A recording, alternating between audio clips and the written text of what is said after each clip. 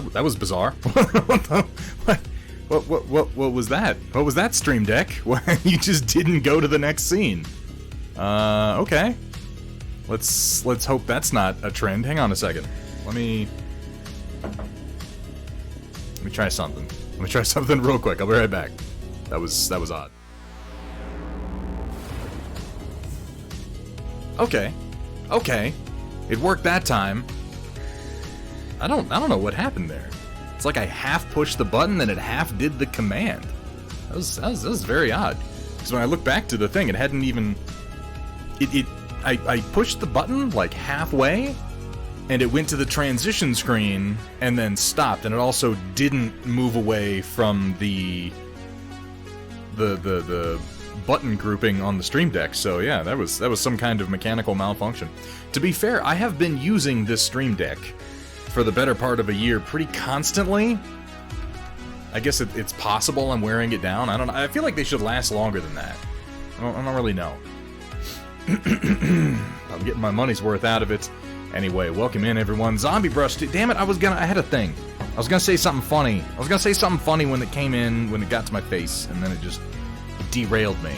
It was gonna be the lyrics to Cherry Pie by Warrant. I was gonna ask Zbrush Studios if he would assess me as Warrant assesses the young girl that they're singing of in Cherry Pie, and the moment's kind of gone now. Like, I just don't think it would be as funny, particularly now that I've had to explain it. So I think we're just gonna move on. I think we are just going to move on. Sumatha, good to see you. Mr. Square Peg, of course. Data Nerd Kursala. Zbrush Naturally. Altered Man, how you doing today? What's up, Altered Man? Can we get a shout out, by the way, pretty please? For both Altered Man and Zbrush Studios, two of honestly my favorite streamers to watch here on Twitch. I know I say that. I say that about a number of people. It's less than 10 that are truly my favorite streamers to watch. They're the 10 that I really have a hard time ranking because I like being in their streams so much. Altered Man is a fucking... He's like a chaos warlock, I think. Altered Man, there is no fucking rhyme nor reason to what he does. He just slings oil paint like some kind of goddamn Renaissance master. His palette is just like a sheet of glass underneath where he paints. And he just flings paint at it, and then he'll pick some up and he'll just kind of fling it at the model. It's fucking crazy. Then he'll, like, I guess, chip it away when he's done. He's absolutely out of control. But the results of his work, I think, speak for themselves. Definitely a stream worth catching. And if you've been around here, you know a little bit about Zbrush. But if you don't know anything about Zbrush, for the love of God, go look at his Instagram. He's another artist whose work speaks for itself. To Square... Oh, shit. I'm so sorry to hear that, man. A root canal? I'm getting sympathetic pains from that one. I don't like the sound of that. I don't like the sound of that at all. Just got confirmation that I'm COVID negative, Roland. I am very, very glad to hear that.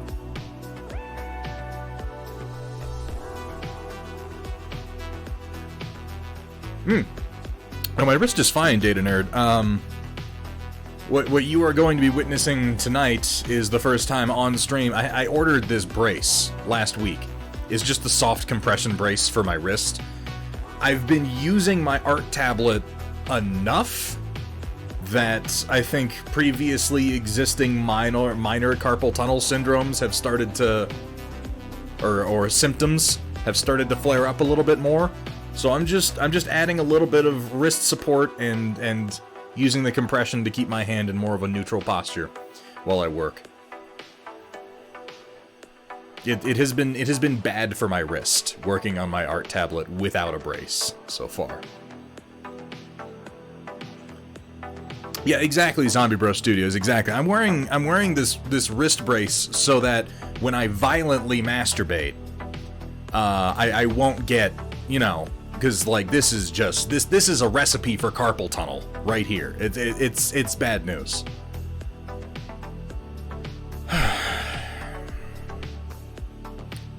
Did I just recommend Zbrush Studio? Can I take that back?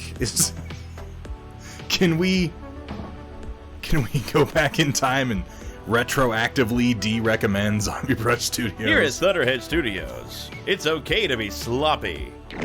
Bonus points if it's white paint. No, wives aren't for... No, they can't. Wives can't be for masturbation, Sumitha. Then it's not masturbation, then. It defeats the entire purpose. That's why you gotta go the other way, or use the other hand. Here at Thunderhead Studio, we specialize in turning your shame into more shame. We call that the stranger.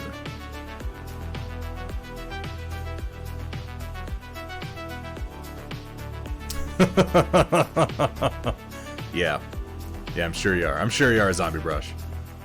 Why not both? Well, if we really want to get into technique, I mean, you kind of gotta get the double going a little bit, I mean, depending on the day, maybe you kind of go for the...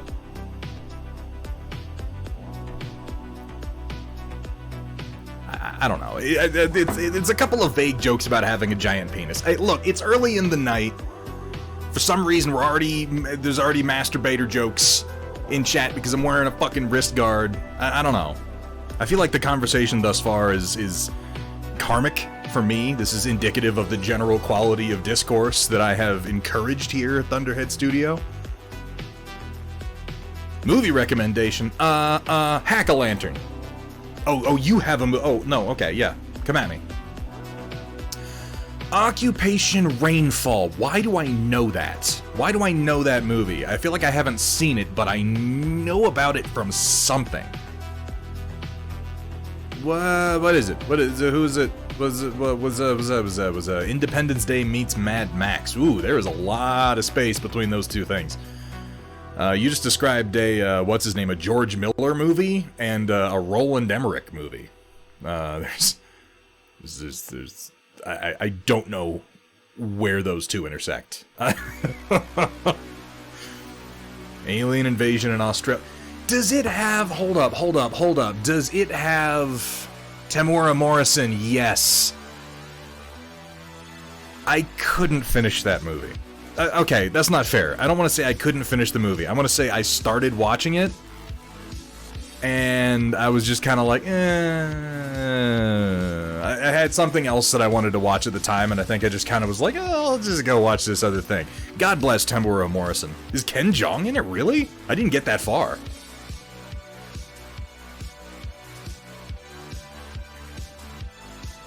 It was because I finally decided to handle that massive wood outside. Wood, ladies and gentlemen, those of you who might not be aware, who might be new to the stream, wood is a euphemism for an erection. That's the joke.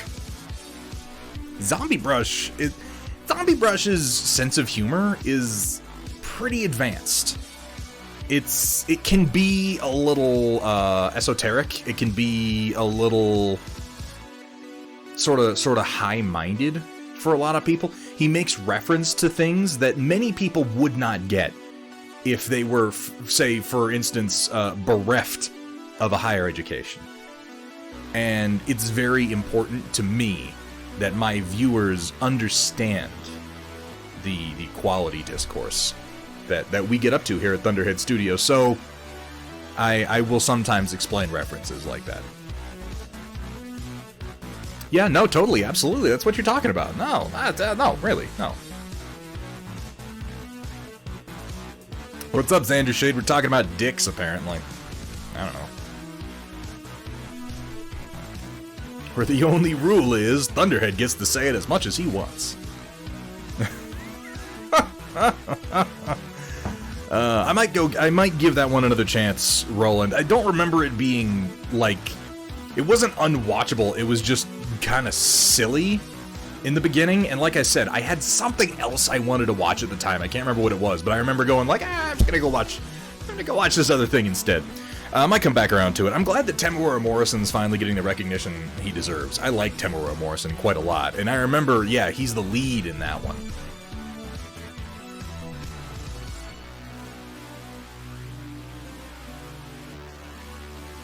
When's Boba Fett? When's Boba Fett each week? What day of the week does that come out? What day is it today? Just learned the last of the stuff leading up to the Clan Wars. You mean in Battletech? You don't need to know any of that. Clan invasion? Yeah, no, just stop right there. If you're through, like, the 4th Succession War, like, that's good enough. That's fine. You don't need anything. Anything past that, it's okay. It's okay. All the best stuff happened before then. Oh. Tuesday? Really? Fuck. Okay. I've only made it that deep into the week, I guess. Look, that doesn't count and you know it, Sumitha. It's not my fault you decided to set your shit, like, well after the clan invasion, fighting against the Wobbies, like... And for that matter, you know that I like the Jihad. You know that I'm, like... I don't want to say I love the Jihad. I like the Jihad more than I like... I think I just... Did I just get put on, like, I feel like I heard the sound of me being put on an FBI watch list. I quite like the Dark Age that follows, in particular, even though it kind of got panned by its own release schedule. Yeah, Roland, I'm fucking upset with The Expanse right now, dude.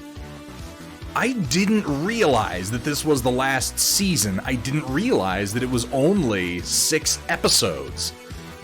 And I'm like, whoa, but there's so much going on. What are you talking about? And I go online, tap. There are 3 fucking books in The Expanse past the point that the final season is ending on. And I'm upset. I'm gonna have to read books. I mean, I guess that's not the part that upsets me. The part that upsets... I thought that the next season was the last season, Data Nerd. I thought, in my head, somehow I had constructed this notion that this season was going to be 6 episodes, and it was going to be set up for a big last season that was going to be at least 12 to 18. And they were going to actually wrap it up. So somewhere in there, I was confused. 3 spin-off movies, maybe Roland, but they haven't announced anything. That's the thing. Like, I feel like they're probably going to finish adapting it, but there's going to be something stupid. Like, they're gonna try to make another Save the Expanse thing. They're gonna try to push some kind of social media, bring it back, blah, blah, blah bullshit. And just make the fucking show. Just do it. Just do it. For the love of God. Already been rumblings about renewals. Yeah, okay. But they need to fucking figure it out. And announce it before I continue getting annoyed. Don't they know that the clock is ticking? Don't they know that I'm annoyed right now, and that if they don't fix things, I'm gonna continue to be annoyed? Don't they know what that means? Don't they know what I could do to them?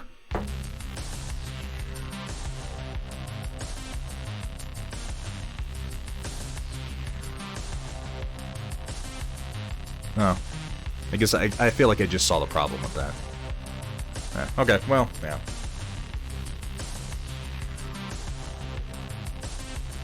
Wes Chatham said he's under contract for more Expanse content until 2030. I kind of figured. I looked at it and my first thought was bullshit. Bullshit. There's no way they're going to take a property as popular as The Expanse and drop it with 3 books of content left to go. That would be, like, Game of Thrones level incompetence, and at this point, that's pretty staggering. Pretty staggering. Hey, what's up, Amish Stig? How you doing? Oh my god, Wolfenspawn, 22 months, almost 2 years. Thank you so much for that resub. Wolfenspawn, thank you so much for your support. How you doing today, man? Yeah. I'm still angry that, okay, here's the other thing. This is probably, like, I'm gonna say this is 50% of why I feel annoyed at The Expanse right now. I'm not actually annoyed at The Expanse. I'm annoyed at The Expanse fandom. And this is my mistake. Because I don't get involved in fandom. Yeah, no, I agree to that, Riot Sister. Please, no spoiler content for The Expanse. None whatsoever. We can talk about production, but please avoid any and all spoilers. Like even what Datron says kinda counts, but I mean, that was sort of a social media thing too, with Homeboy being kind of a creep. But let's stick to production for the most part. I know better than to get involved in online discussions with the fandoms for the shows that I like. I know better than to do that at this point. That being said, as I was investigating, like, whoa, this is the last season? Hold on, I thought next season was the last season. Clearly I was mistaken. I started reading what people are saying about it. And I came up against this opinion. And I didn't respond to it. I didn't get involved in an extensive argument on it. I just saw it, and then I saw it a few places, and then I saw people agree to it, and I got angrier and angrier. And then I went and I took a shower, and I thought about it, and I got angrier while I was in the shower. And the longer it stews, the more annoyed I get. So I want to put this to chat. I don't want to tell you what it is. I want to put this to chat. I want to ask a question. Please feel free to answer. What's the worst season of The Expanse? For those of you who watched it, who watched not necessarily everything up until now, everything up to the current season, I'll say, of the 5 seasons that exist, what is the worst season? Roland says season 5. I don't think I'd agree with that, but that's not the answer that would irritate me. Sumitha, I'm 100% on board with you on that one. I thought season 4 was... I want to use hyperbole. I want to say season 4 was dog shit. Season 4 is a great season of television. It was not good in comparison to the other seasons, which are all great. It had some cool performances, it had some cool things, it had some actors that I really like in it, but compared to the other seasons, I was like, what the fuck is this? Like, this is bizarre. Yeah, okay. I thought you were making a mistake there, Roland. I was like, really? Are we talking about the one where Amos body slams a man down an elevator shaft? Or suplexes a man down an elevator shaft, Roland? Because that season was amazing.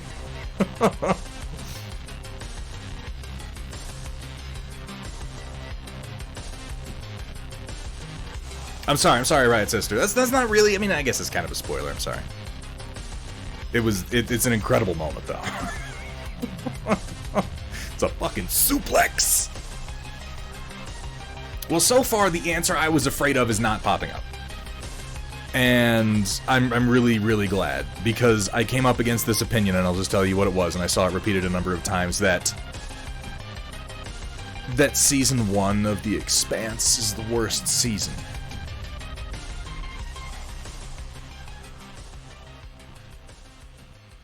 And the more I think about it, the more I hate the person who said it.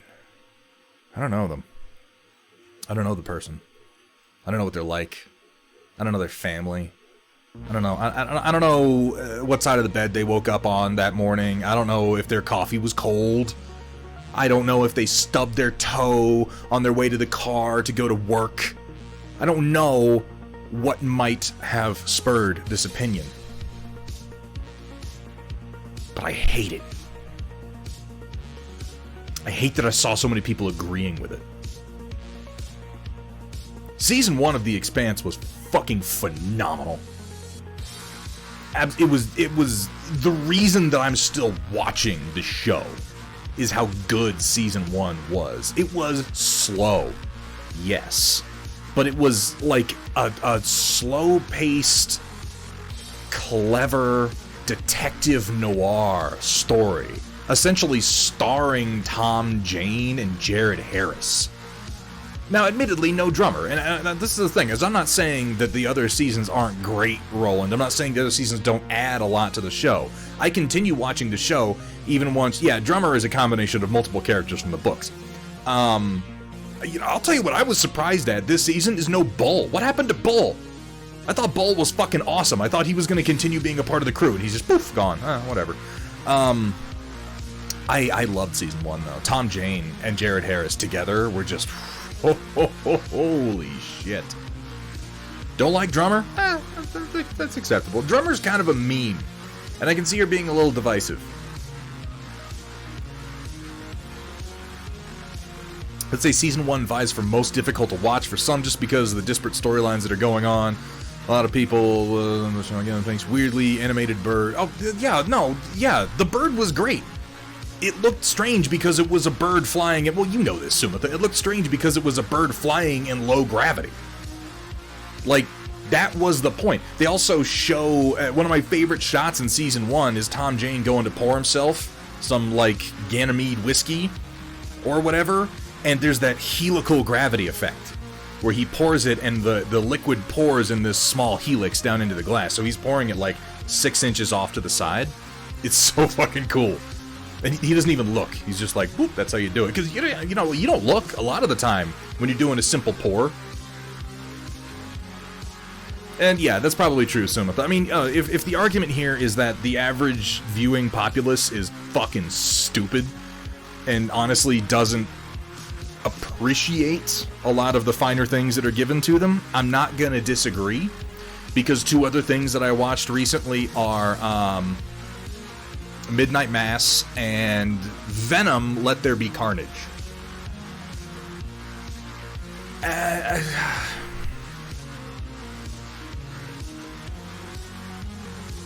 And this one is weird to me because I heard a lot of complaints about Midnight Mass. I heard a lot of complaints about Midnight Mass before I went in to watch it. It's honestly what kind of slowed me down. Oh, the monologues, nothing happens, there's so much talking. I was glued to the fucking screen watching Midnight Mass. I was riveted. There is a lot of talk. The show's mostly talking. It's mostly people talking about their feelings and their perceptions. I need that meme to square. Somehow I need that to be true. It's mostly people talking about their feelings, their perceptions, their life experiences. And okay, that's not for everybody. If that's not what you're looking for, then don't watch that show at all. But in that case, probably don't watch anything by Mike Flanagan. And at this point, you should know better. But it was so good. So fucking good. So many amazing performances, so much nuanced writing, complex and interesting themes addressed in thoughtful ways. I was blown away by it. I was absolutely blown away by Midnight Mass. And if you haven't seen it and you enjoy heavy themes of our role in society, of fanaticism, of self-deception, of not just religion, it uses religion, specifically it uses Catholicism as a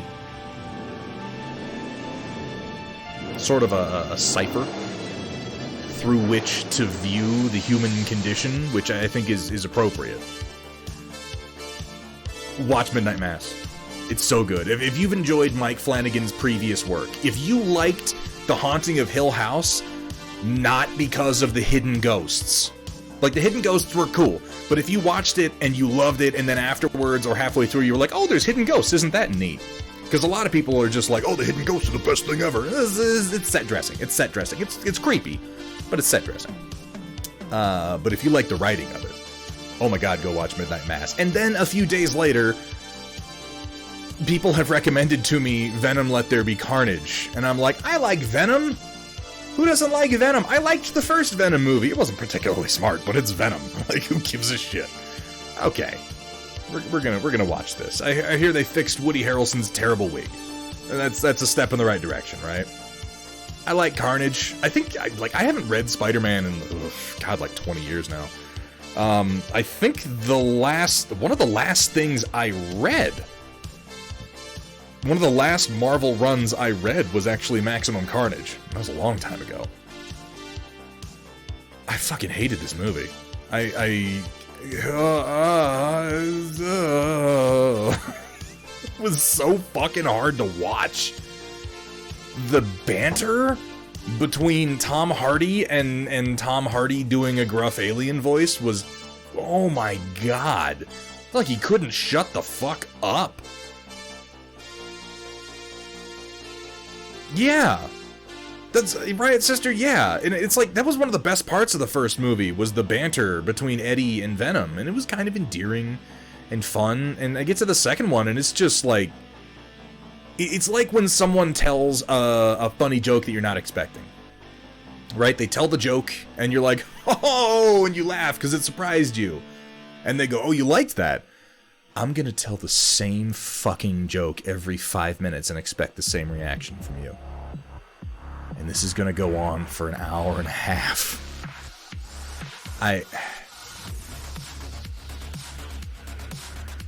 It was the same joke.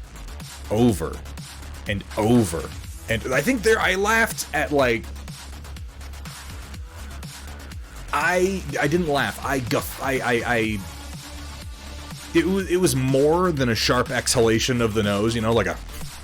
It was more than that. It wasn't quite a laugh. I'm not sure exactly what to call it. It was at the end when, while quite annoyed listening to Cletus Cassidy say, all I wanted was a friend, and then Venom goes, fuck this guy, and bites his head off. I'm like, okay. A chuckle. A chortle. Let's go with a chortle. I think that's what it was. I chortled. Other than that, I don't know. I was irritated by it. And I was really, really struck. Well, we're gonna get to sculpting here in a second. What's up, Raven Cat, Dweghom, Hamburg Tackman? We got the whole cast in here tonight.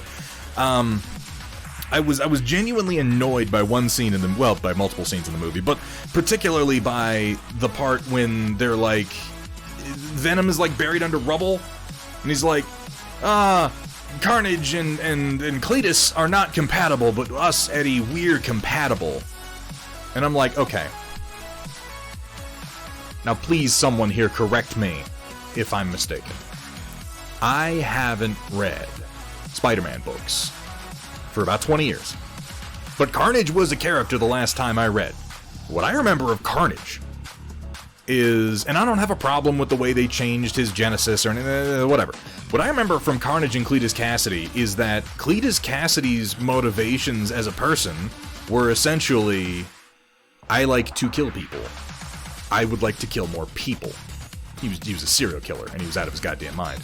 And Carnage was similar, to the point that when they melded symbiote and man, what set them apart from Venom was that they were perfectly compatible. So compatible that Cletus and Carnage lost track of the boundary between the two personalities and began referring to himself as I, as opposed to we. So I'm not misremembering that. I don't think. Okay. Because, they just did precisely the opposite in the movie for some fucking reason. And it's not even like that was integral to the plot. It's not like they beat him because he wasn't perfectly in sync with his symbiote. They beat him because Shriek was there. Like, it's... Why would you even bother putting that dialogue in the movie?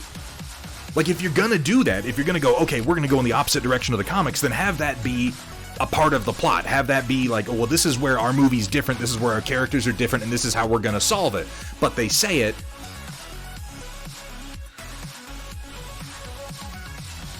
and nothing happens. It has no payoff. It's just like, I was... Okay, I'm gonna be totally fair.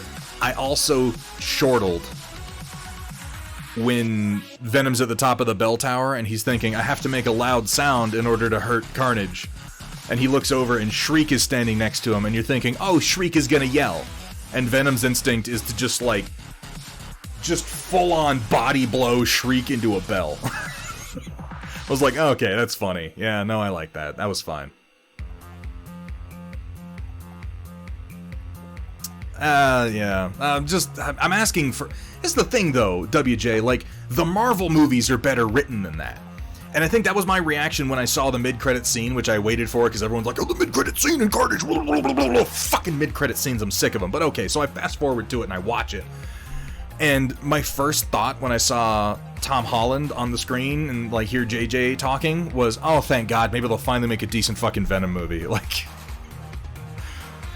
maybe Marvel will know what to do with this fucking trash fire.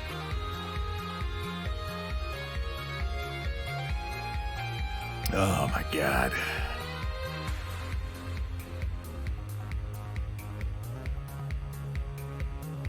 Well, no, but they're bringing Venom into the MCU proper. I don't know how that's going to manifest yet. None of us know exactly how that's going to manifest yet, but I'm hoping what it means is they're going to take Eddie Brock and Venom with Tom Hardy and drop him into the lap of a competent fucking writing director duo. For one, don't let Tom Hardy write the fucking movie. And two, why is Andy Serkis directing now? Why is that a thing? I don't know if that movie was really his fault, but it's the first thing I've seen that he's directed, and it was appalling. Just dance around in your fucking mocap suit. This is where you belong, Andy. Jesus. You know, Drakari, I read that as a complaint when I was looking at opinions afterwards, the it's a red one thing, and I saw that comment. I didn't have a problem with that. The way that Venom said that, I was like, I got it. He was like, oh, that's a red one, this is bad. I'm like, okay, the red ones are more powerful. Like, I feel like that was really kind of contained in the dialogue. Welcome in, Project Dark Fox. Alright. What the fuck is the MCM? Dwegom, you didn't like Shang-Chi? I thought Shang-Chi was fine. I haven't seen Black Widow because I don't care. I haven't seen Eternals because I don't care. I saw Shang-Chi because I was like, it's a kung fu movie. And it's not like a great movie, but I didn't think there was anything wrong with Shang-Chi. I thought that the action was a lot of fun and that there was a good amount of it. Like, it was clever enough to keep me interested. Like, I probably would have watched an hour-and-a-half movie with the kung fu fight scene in the beginning on the bus being the centerpiece of the whole movie. Like, that was great. Well, I mean, come on. It was a Genesis story or something. He beat up a bunch of people. He beat the crap out of a bunch of guys on scaffolding. Clearly you have opinions, Dwegham. Oh, did they really? Sumatha, I might have to check that out, because the bus sequence was really quite good. Yeah, they were faceless mooks. I noticed that even the ninja guy, the, like, head mook, was particularly faceless. They literally never showed his face. I kept thinking he was going to be revealed to be someone, like, oh, that's such and such, or it was, like, his nanny, or that's his sister, or that's the brother they didn't know about, or something. But he just is a bad guy, and he wears a mask, and he's threatening, and then he gets his soul ripped out of his body, and that's it. That's the whole story. We're done with him now. Moving on, and speaking of moving on, I was a little perturbed by that. Oh, my print's done. Hang on a second. Hold on, let me change my print real quick, or at least switch the camera to the other printer. Uno momento.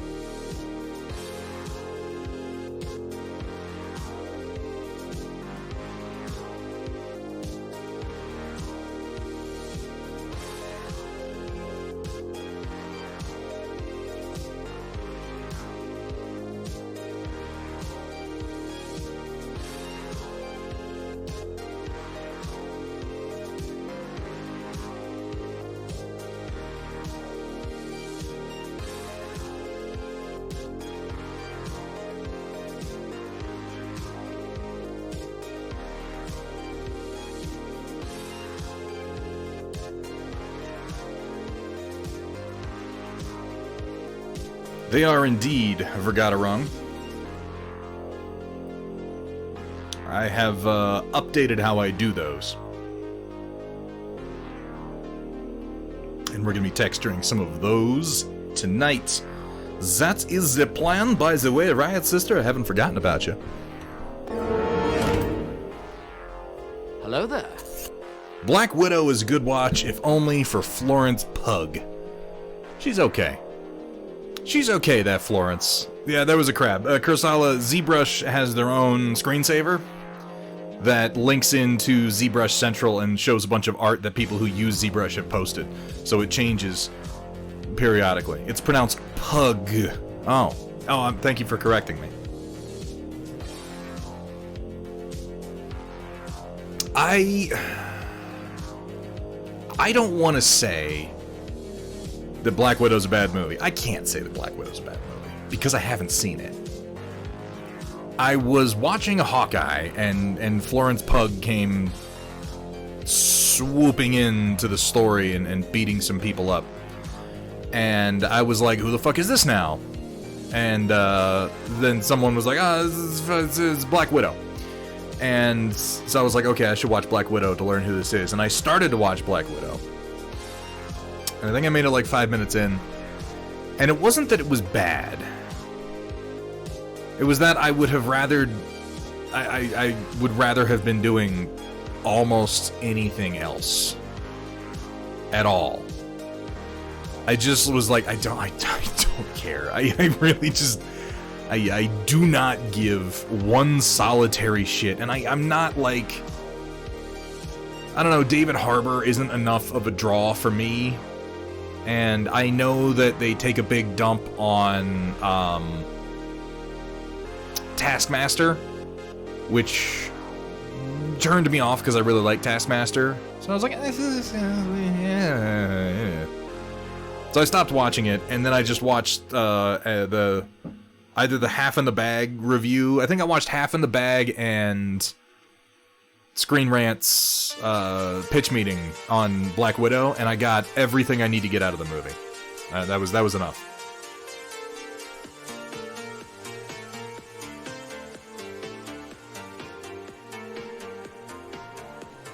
I think it's really fucking like... I don't dislike Black Widow as a character. I just don't feel like they gave her enough when she was alive. And they only give her a backstory and explanation after she's dead and out of the universe, and I just, like, why do I care at that point? She's dead, she's gone. I knew everything about her that I needed to know, and I know it's not going anywhere, so...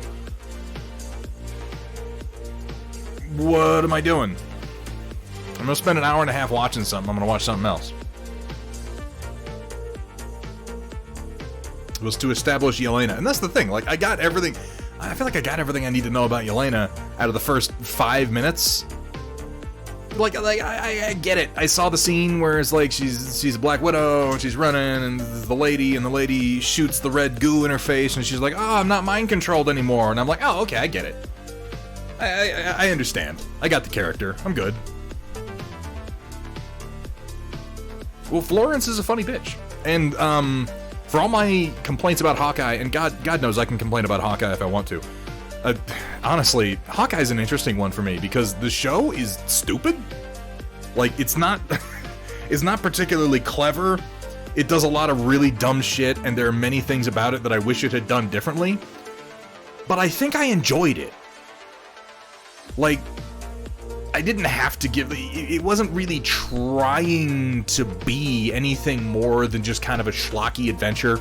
And while I didn't like a number of the characters, even the character that I didn't like, the character I really didn't like, our main character, Kate something, fucking privilege college face. When she was on screen with Florence Pugh, she was fine. Like, their little fight that they had was actually a lot of fun. I like that. Like, they'd punch each other and do some stuff, and they'd make it to the next room, and she'd be like, oh, did you see that little kickflip I did? She'd be like, oh, yeah, that was actually really impressive. And they start punching each other again, and I'm like, that's fun. That's nice.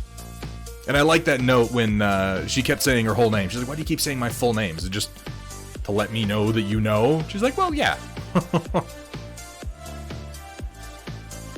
Here we go again. Here's our screensaver. Maybe that's indicative that I should actually work on some things.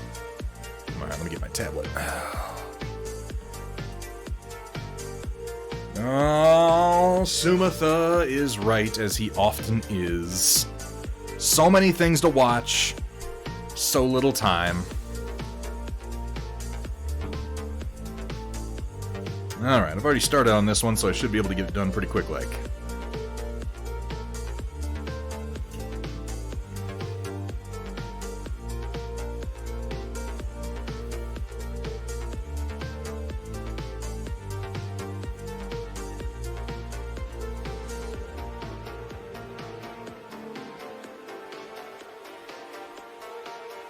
So we have already done the lion's share of the work on these files. I should be able to get through these without too much effort today.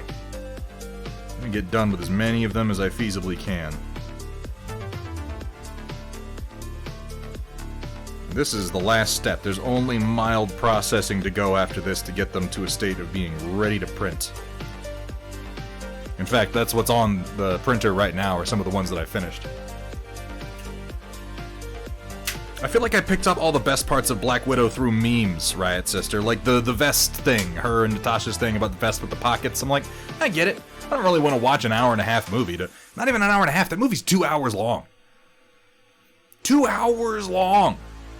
I know that doesn't sound like a lot, considering some of the shit that I'm willing to watch for long periods of time, but I don't know, these days, I'm like, if a movie's more than an hour and a half long, it had better do something fucking magical, or I'm gonna be irritated. If you really can't tell your story in an hour and a half, maybe cut some shit out. I don't feel like any Marvel movie deserves to be more than an hour and a half long, and I'm counting fucking The Winter Soldier in there, even though that's a great movie.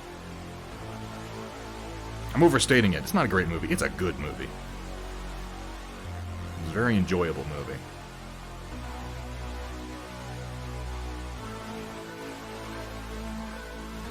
I mean, I should warn you, my favorite fucking director out there is Alex Garland, and I maintain that man wastes no film. He doesn't put shit in his movies that doesn't mean something. And I appreciate the hell out of that. I'm gonna guess Arkrave, because your name is so black I can't read it against my dark mode background. Damn it, Arkrave. How you doing, man?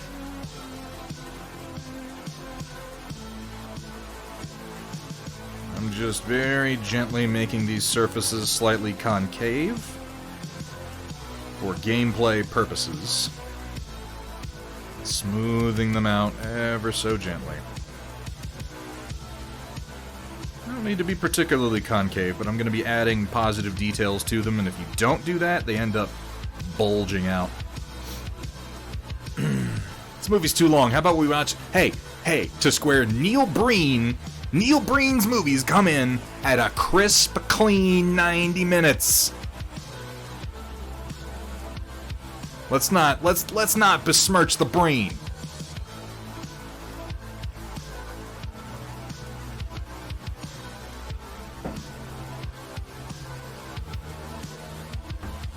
Yeah, Datron Voltari, I guess that's true. It was meant to be released earlier. Still, though, I don't know. Like I said, I'm not going to sit here and say Black Widow's a dumb, bad movie. I don't know, because I didn't watch it.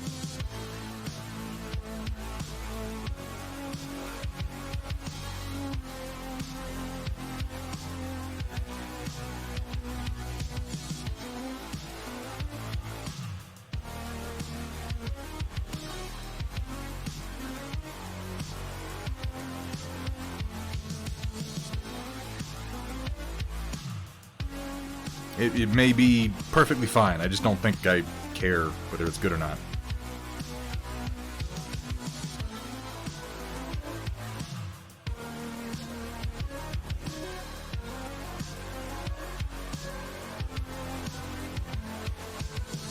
Okay, Datron Voltari, there's no need to go there. Very few things are as bad as Thor: The Dark World. Thor: The Dark World was wretched. It's a terrible movie. It was surprisingly bad, given, like, who was in it.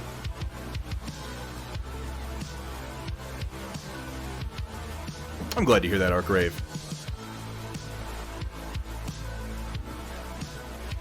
Are they making more Captain Marvel movies? I have to assume that they are.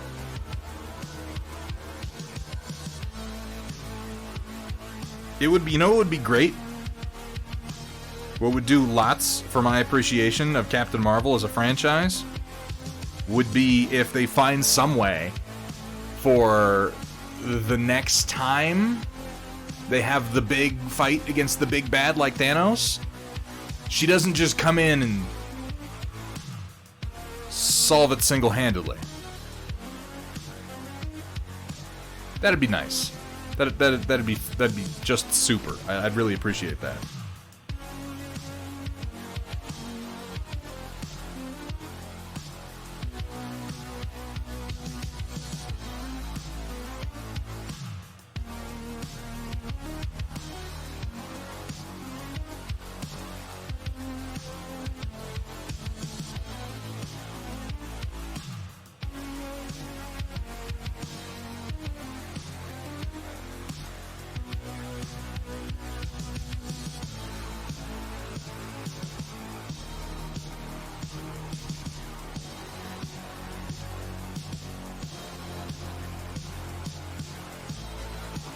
Marvel movies.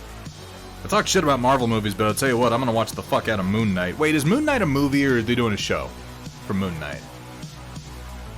I mean, technically, that's not exactly what happened for Gadarung, but I'm talking about in the final fight of Avengers Endgame, when Captain Marvel shows up, and they're just, her power levels are so all over the place. She literally, in the space of, like, 2 minutes, flies through an interstellar battle cruiser with her fist leading the way and destroys it, and then has a fist fight with Thanos that she doesn't necessarily win. And I'm like, I guess I have less of a problem with the fact that she's as powerful as she is, and more of a problem with the fact that I have no idea how powerful she is. Because she can both punch her way through a battleship and then also fist fight Thanos. Maybe the problem is that I have no idea how the fuck strong Thanos was ever supposed to be. Because, like, he beat up the Hulk, and then Steve Rogers punched him in the chin, and he was like, "Oh, you punched me, it hurt." I'm like, there's something wrong here. Something isn't matching up.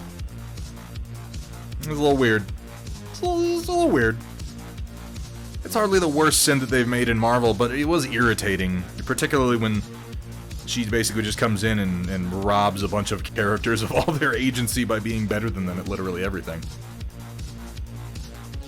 I mean, yeah, I agree, Dwegcom. I actually like that little fight between Thanos and Hulk. Well, I think that the first of the Endgame movies, what was it called? Infinity War. I think Infinity War was the better of the two films, by far. Because Endgame was just kind of like, some fun, and let's wrap this shit up. And the fight between the Hulk and Thanos was actually pretty excellent. And I agree, he beat him with technique. He was like striking him in like nerve clusters and cardiovascular vessels, blood vessels and stuff. And I'm like, I can see that. Like if you hit him in the right nerve clusters and like slow down his blood flow and you wave your hands in the air and you make sense of it, like, okay, yeah, you could probably beat the Hulk like that. I assumed he was fighting him like Xena Warrior Princess used to fight people, you know, when she was like, I just shut off the flow of blood to your brain. I imagine if you slow his heartbeat, Hulk would probably have a hard time. Don't give me that, Kursala. Don't give me that, Kursala. No. Anybody who's ever seen Dragon Ball Z knows there's a way to handle this, okay? Do you remember the scene in Dragon Ball Z when Goku is flying in the air, looking down at, I think, Cell, and he's summoning his fucking Kamehameha wave, and he's screaming Kamehameha for like 8 solid episodes, so you know this is gonna be the shit. You remember that? Anybody remember that? And they're literally talking about like, oh my god, if he fires that Kamehameha wave, he's gonna split the planet in 2. And he gets it charged up, and he goes zip, zip, and he appears on the other side of Cell, and then we zoom out, and it shows the planet Earth. And you see the Kamehameha wave go, and here's the curvature of the Earth, right? You see the Kamehameha wave go, pew, off into space. And then we zoom in and we see that Cell is missing the top half of his body because he fired it along the curvature of the Earth in a slightly upward trajectory so that it didn't hit the planet. So don't give me that shit, okay? I've seen cartoons. I know how this shit goes. Watching Babylon 5, Wolf and Spawn. What do you think about Babylon 5 coming back on the CW?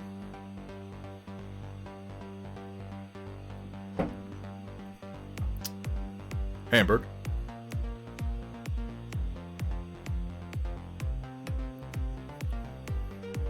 I mean, I'm interested in it. I think I agree with Sumitha. Like, it's gonna be interesting. It could be shit. It could turn out to be a big bag of shit, or maybe it won't be. Maybe it'll be pretty cool. It's really, really hard to say. Alright, I think that's probably good for this guy.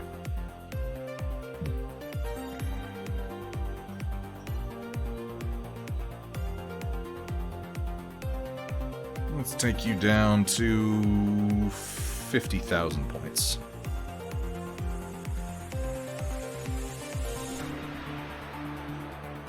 Hard pressed to find actors on the level of Andreas Katsula. Well, yes. Yeah, Sumitha. I mean, That's the thing. Babylon 5 honestly kind of fell apart by the end of the show.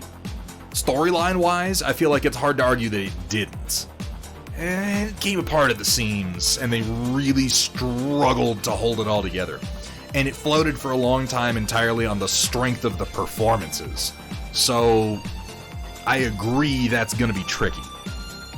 I don't see them equaling it, but if they can get some decent performances and then make up for things by having a much more coherent storyline, I think that will be good enough. Certainly good enough for me.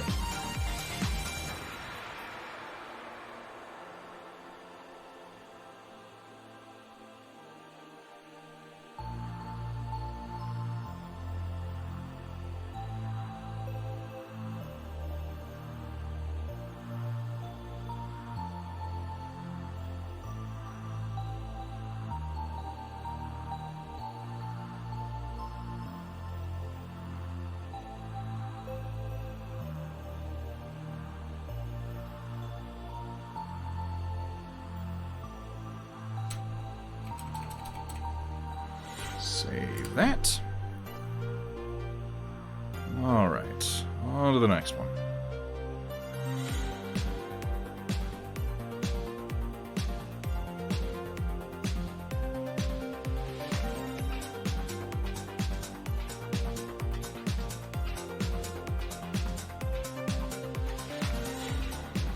Hold on, let me check something real quick.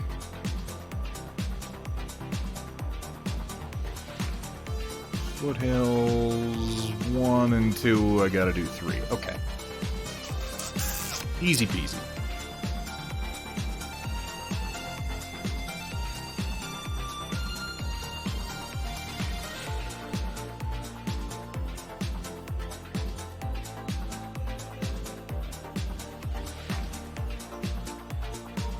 This is all one big mesh. That should be just fine. That should not be an issue at all.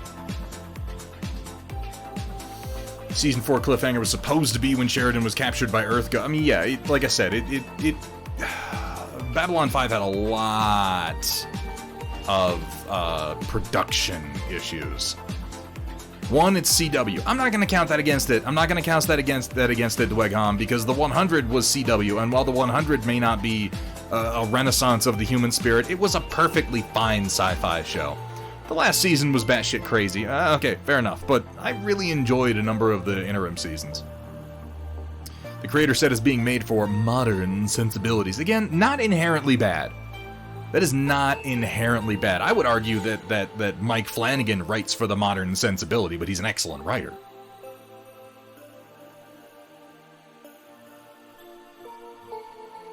Well, Shezza Gaming, Matt Yee is a wise man. And you should listen to him on some things, if not most things. He's probably right. I probably am an angry, bald man. Though I'm not bald, I shaved my head.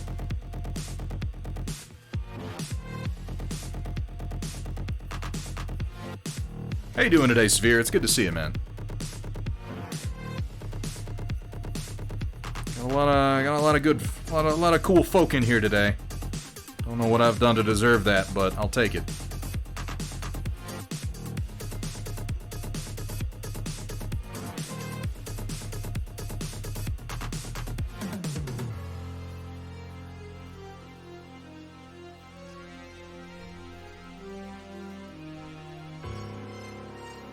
I do the same concave business to my desert-style hills, but I do it much more strongly. I'm keeping it a lot milder on this version. And this is mostly because 33mm hexes, 1.25" hexes, like a lot of people move past this, and 2-inch or higher hexes, because it's hard to fit the minis into these tiny spaces. And this little bit of extra space that you get from making the hills concave like this, number one, allows the hills to interlock cleanly so the detail doesn't butt into one another, and number two, allows you to place your minis much more easily when they overshoot their own hex base. It is a subtle detail, but it is a very necessary one, I've found.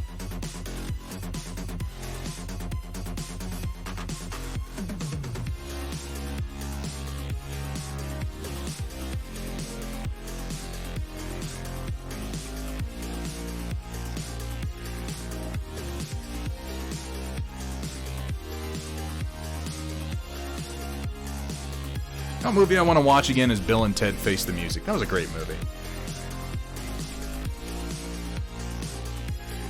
Oh yeah, Billy Mooney's still out there. Definitely. What's up, Cold Steel? How you doing? He was scoring a giant gobbo he printed. Oh my god. Oh my god. I assume you're the size you are on my phone anyway. You know, that's some good observational thinking, Larabic. I thought Peter Jurassic died. Oh my god, Project Dark Fox, are you serious? The Bill and Ted movies are... Well, let me stop myself from saying something insane. Like, the Bill and Ted movies are amazing! They're not. The Bill and Ted movies are not amazing. They are fun. And they are charming. And they are surprisingly clever. And they are heartwarming, upbeat, and totally uncynical. I will not use unqualified statements like they are amazing movies because they're silly movies. But they're so much fun and I love them for what they are.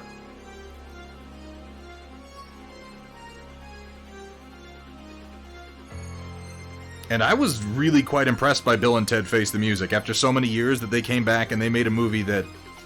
It's just another Bill and Ted movie. It's exactly like the other ones, and it's great in that regard.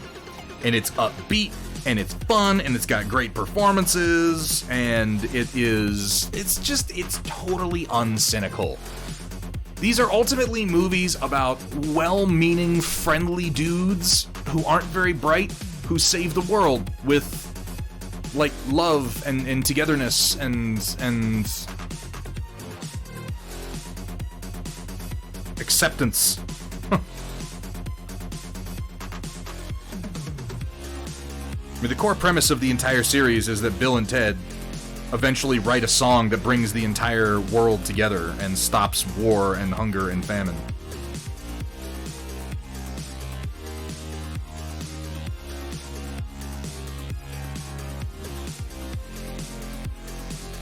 We don't know what the song is. Still, after 3 movies, we don't know what the song is. Because they haven't written it yet. But, eventually they will.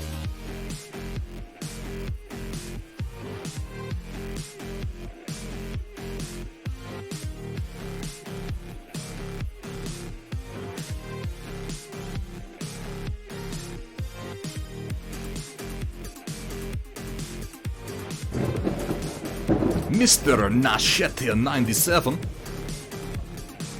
Welcome to the stream, welcome to the Storm Chasers, my friend. Thank you so much for the follow. You know, Data Nerd, I would honestly love to watch the Bill and Ted movies with you guys if you're into it. They're just fun. They're just good fun, and they've got so many stupid but memorable jokes in them.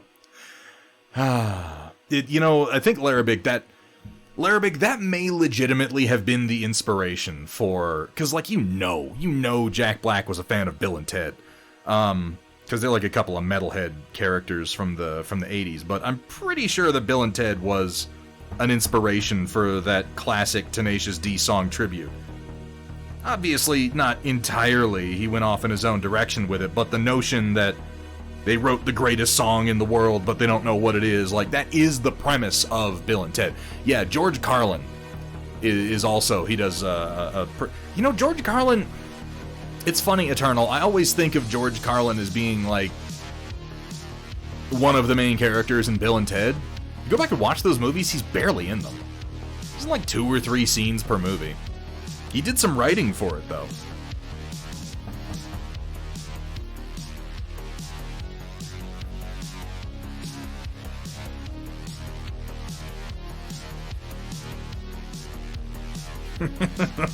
And I'm thinking about those movies. Oh, they're just so much fun. Hey, dude, remember that time I asked your mom to the prom? Shut up, Bill. Our girlfriends are most chaste. Yeah, but at least they're not dating our dads. Good point, dude.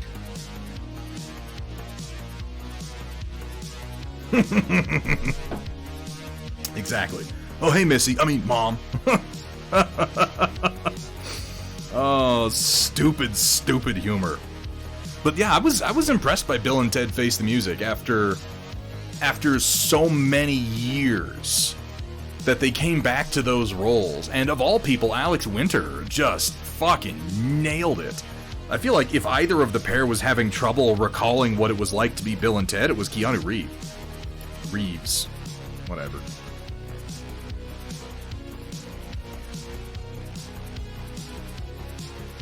And it's a fun movie about them saving the world with fucking positivity. And it came out in 2020 of all times. I can't say that I have Dwagon. I'm glad you think so, Bro Fisticus. I agree. That and William Sadler playing the Grim Reaper in the second one is hilarious. I just saw someone say that they think they only saw Excellent Adventure. I'll tell you that to some degree you're missing out. Because Bill and Ted's Bogus Journey is, I don't want to say that it's the better of the two movies. I think it's different in a lot of ways, but I I watched Excellent Adventure a lot as a kid, and I didn't watch Bogus Journey as much, and then as an adult, I watched Bogus Journey. I have watched Bogus Journey way many more times.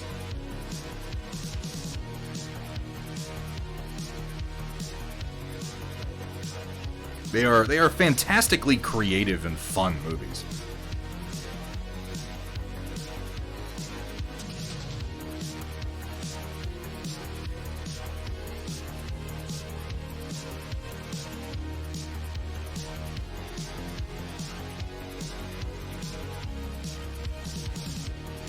I'm just sitting here trying to think if I know who wrote and directed the Bill and Ted movies, and I have to be honest, I have no idea. I just realized, I feel like I should know that, but I don't. I always think of Alex Winter and Keanu Reeves, obviously, but they did not write or direct either.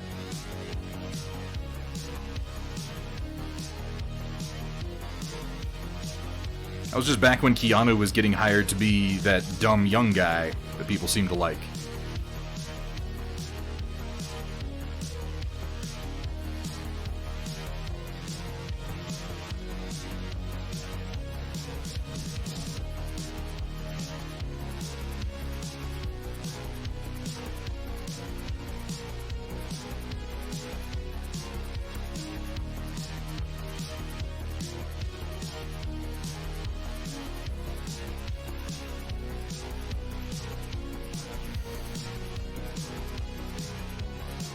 Some scenes in Bogus are a little unnecessary. Which ones are you thinking of, Eternal? I always think of them when they're in hell facing their fears, and they have that amazing piece of dialogue. Hey, Bill. Yeah, Ted? Hell sucks. Yeah, dude.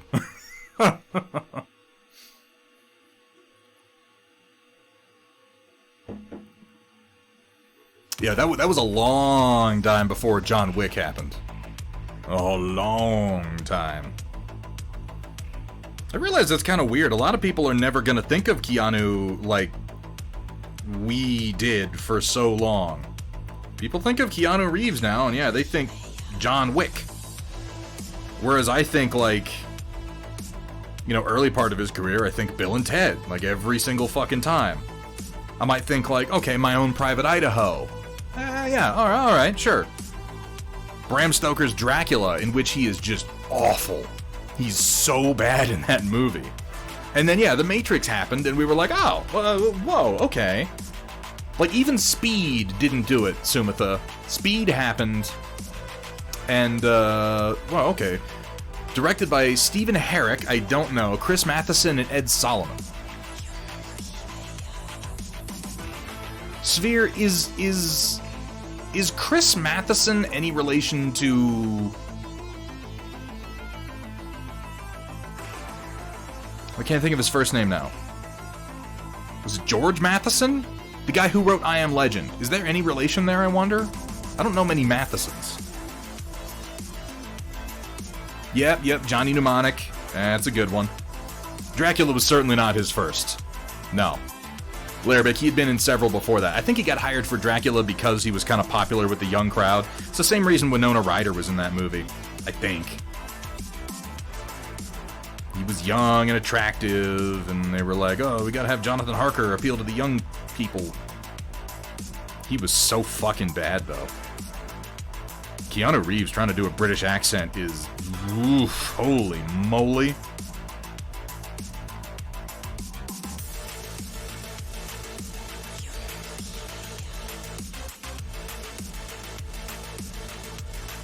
But, like, Speed was an action movie with Sandra Bullock, and that didn't pull him out of the Bill and Ted zone for, I think, almost anybody. The Matrix started that. The Matrix happened, and we were like, ooh, okay, he can do some more than just being that dumb guy. And it wouldn't be for a while that John Wick happened, and now we have the current incarnation of his popularity. Alright, I want to split these subtools.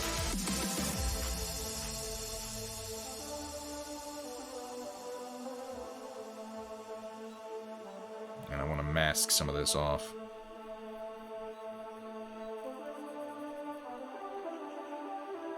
Because otherwise I'm going to have texturing issues.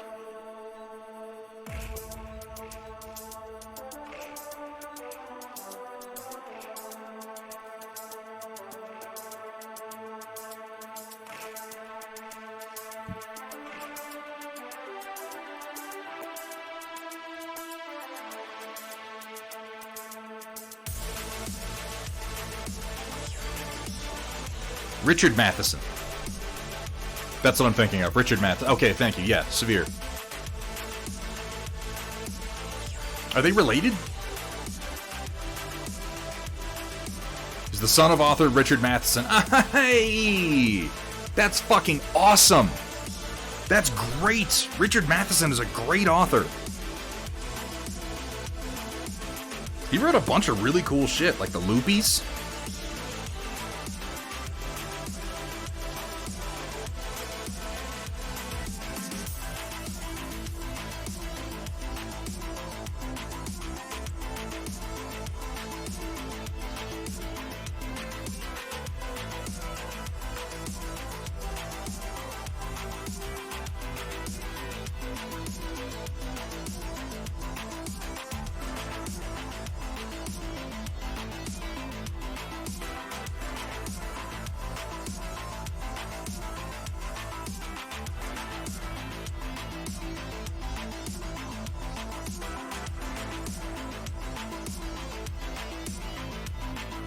This way I can be sure I'm not going to go throwing textures anywhere I don't want them.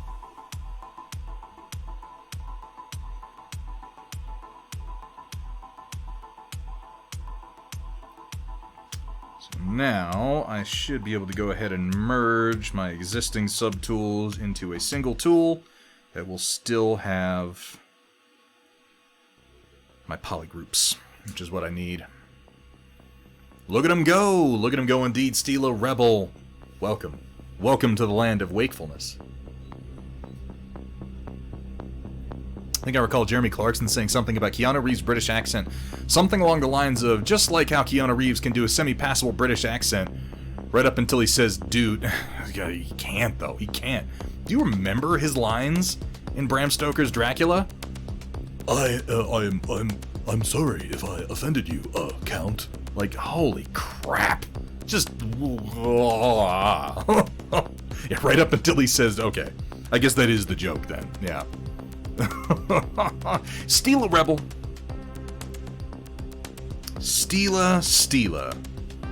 Stila Rebel. I just finished watching Deep Space Nine again. I usually stop before I get to the final arc of the Dominion War. And I went ahead and watched all the way through again because it's been a while since I've watched it. And, I really think I hate the last episode of Deep Space Nine. I think I might. Mr. Reeves was amazing as Johnny Silverhand. No, you know, that's one of the things. Now, I haven't played Cyberpunk 2077 since it released. And, I didn't finish the game because I got hit by some bug on one of the last missions and I was kind of pissed off about it. I need to go back. But I played through most of the game, most of the content, and while it had lots and lots and lots of problems, I maintained the whole time that, first of all, the writing was not one of them, and Keanu was not one of them. All the main storyline stuff in Cyberpunk 2077, including Keanu Reeves' acting, was... oh, it was fantastic. It was wonderful. I loved it.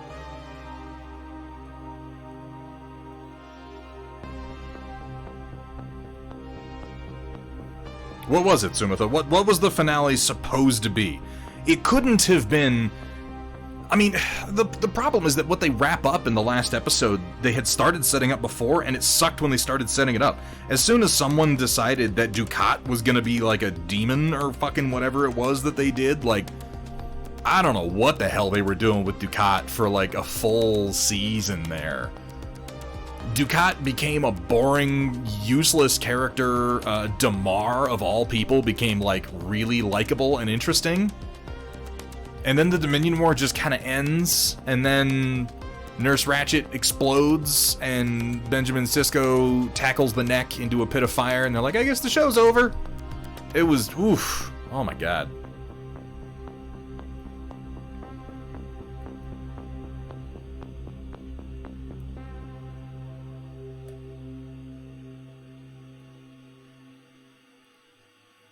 Twas rough.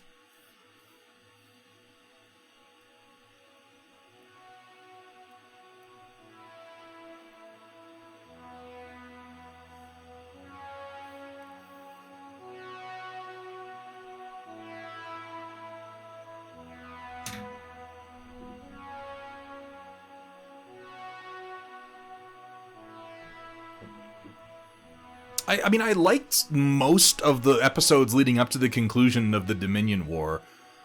I liked Worf killing Galron. I liked the confrontation between Galron and Martok.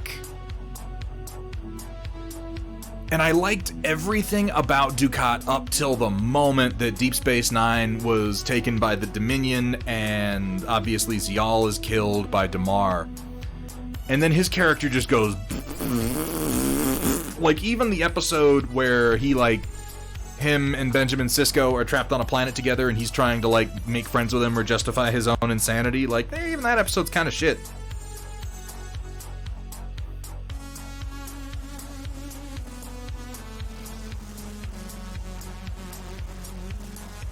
It's kind of poo-poo.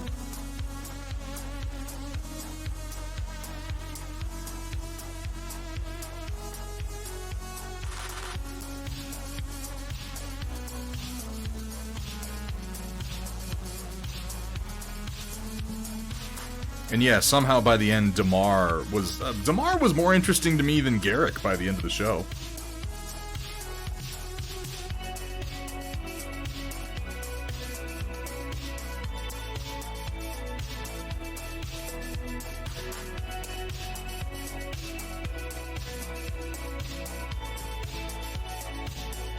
See, that wasn't really my favorite part of it either, Automad, because I feel like the peak of what you're talking about were like the William Sadler episodes with Section 31. And those were fine. But it was definitely at its peak through the Dominion War when Ronald D. Moore was really kind of in charge of the show. And I guess that Section 31 gets wrapped up into that whole part of this, but that's multiple seasons.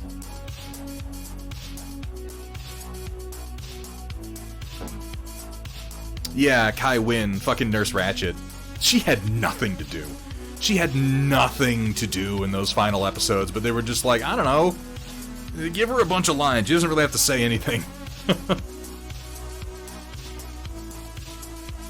It was planned to be the endings, to be another episode based on Far Beyond the Stars, the episode where the entire story of DS9 was in the mind of the writer in 1950. Oh. I don't like that.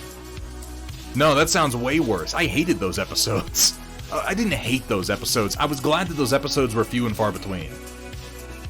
Yeah, because that was a really lame metaphor that I guess the Costa-Mojan were doing that to his mind or something? It was never really clear to me why he was having those fantasies in the first place, except that it was just more profit bullshit.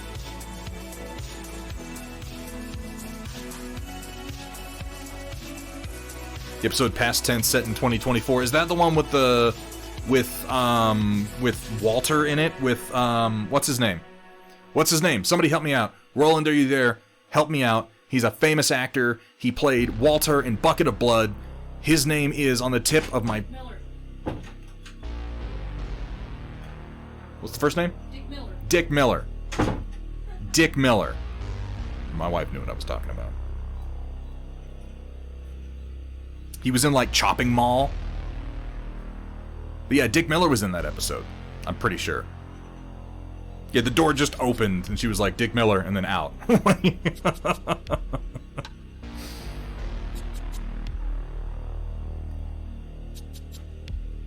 She's right, though. I'm thinking of Dick Miller.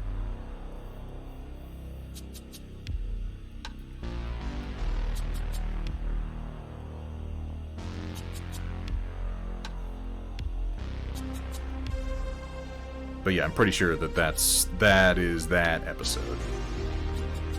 Where there's like some historical figure and it turns out that it's actually Cisco because that guy died during a robbery or something.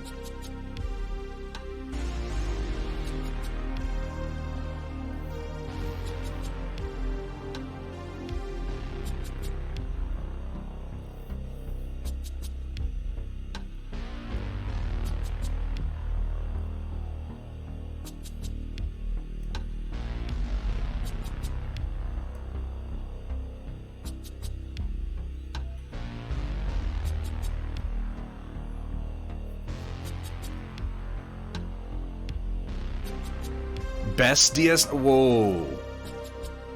Whoa. That is a hot take. That the best DS9 episode is Trials and Tribulations. Don't get me wrong. I like Trials and Tribulations. I like it almost as much as...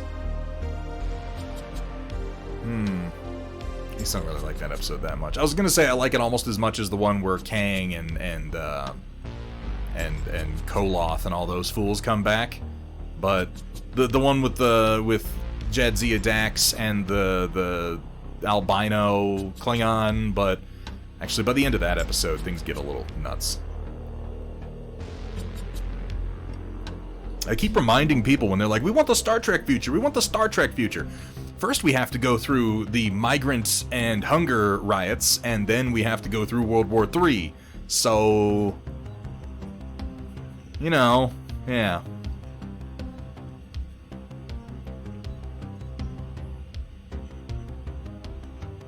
This is killing me. I remember a goofy as hell pseudo 1950s movie with Rob Lowe possessed by an alien trying to kill another alien called Goata. Everyone called Space Goat. What? I've literally never heard of that. I know a lot of what Rob Lowe has done, and I've literally never heard of that. How long ago was this?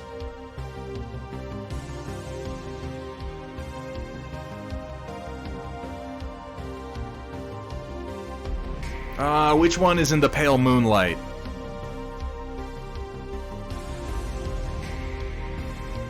Just give me one plot point.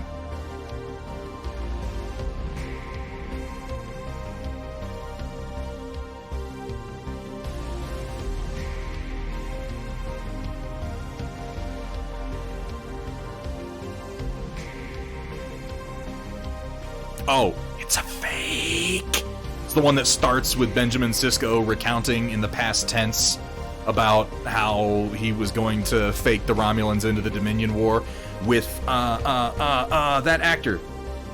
He's a Canadian actor. He was in an episode of Lex. He was in the movie Pontypool. His name is...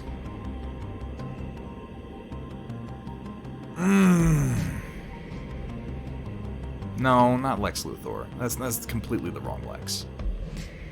Steel Rebel. Fuck you, Steel Rebel. Jesus Christ. Oh my god. Oh no, now I'm thinking about it. Ah, shit, that's gonna be stuck in my head. God damn it. Move Along Home is a fucking terrible episode. Ugh. Why'd you do that? Why'd you do that?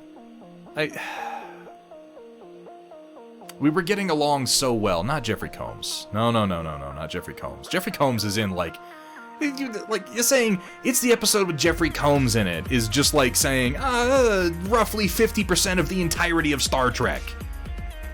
Jeffrey Combs is fucking everywhere. He was literally multiple recurring characters in Deep Space Nine.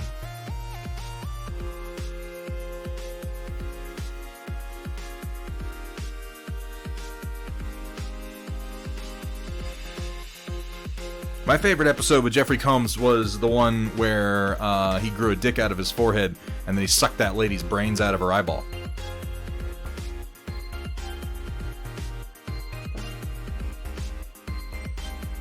Wait. I'm sorry, no, that was From Beyond. I apologize. I get those confused sometimes.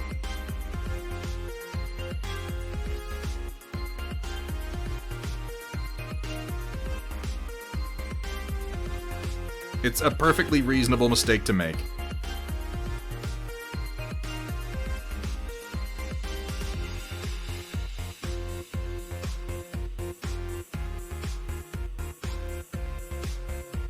Vergaderung, have you not seen From Beyond?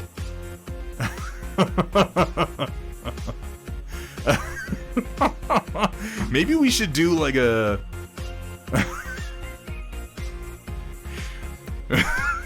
We should watch, like, Reanimator and From Beyond. That's what we should do. In many ways, I feel like From Beyond was just, like, a redux. Stephen McHattie, yes, that is precisely who I was thinking of. He plays the Romulan senator who does the famous, "It's a fake" line. That's Stephen McHattie. He looks kind of like Lance Henriksen, and I think he gets confused for him a lot, but yeah, the Stephen McHattie. I don't know if you guys have seen the movie Pontypool. He was great in that one.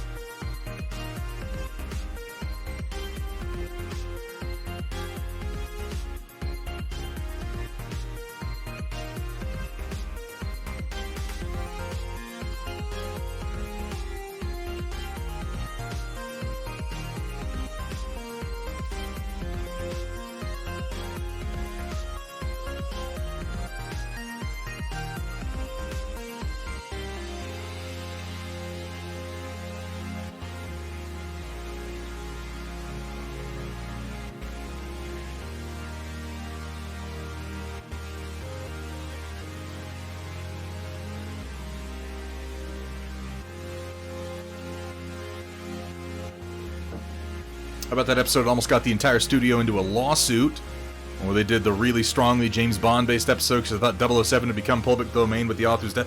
Is that really what happened? I know the episode you're talking about. That's, is it Our Man Bashir? Like, I feel like that has to, the naming of the episode has to have something to do with it. Because they didn't name it after any 007 movies, they named it after Our Man Flynn, which is a completely different movie that is also about a 007-esque spy. Wait, was that it? I feel like that's it. But yeah, it was very 007, all the way down to Cisco basically playing Dr. No.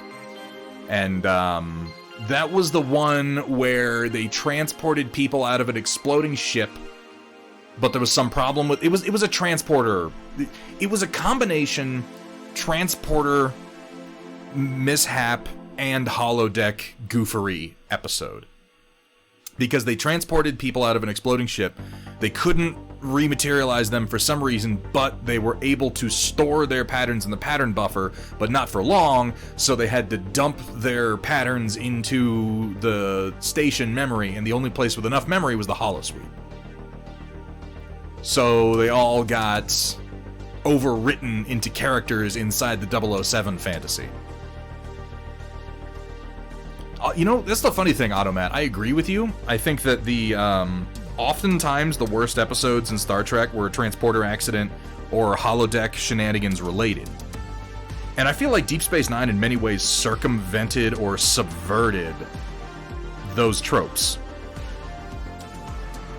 I don't know if subverted is the right word. I think they just did them well. Because that episode was a lot of fun, and Vic Fontaine is actually one of my favorite characters in Deep Space Nine. And he's entirely holographic. I don't count the Doctor from Voyager because he wasn't a holodeck hologram. He was an emergency medical hologram, obviously.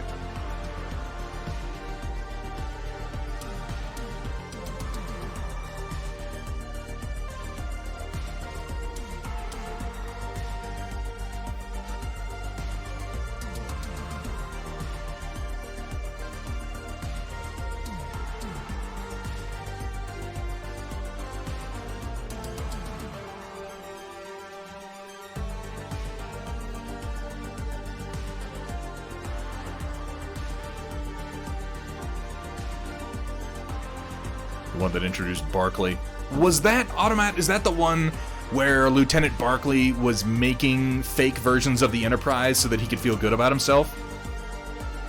Like, he created a holographic representation of 10 Forward where he could hit on Deanna Troi, and then, like, Riker would come in and he'd beat the shit out of Riker.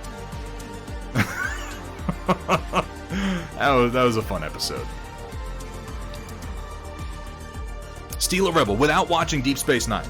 Let's do this, Steal a Rebel. Tell me right now who your favorite Deep Space Nine character is, and then go rewatch Deep Space Nine, or don't, but if you do, then I can get more information from you.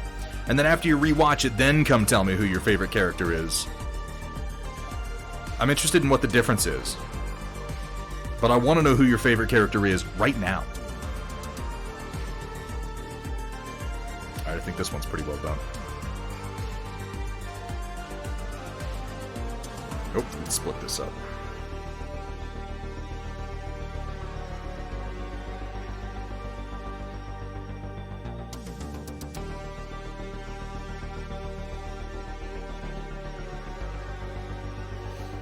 $1.3 million. Let's take it down to $75K.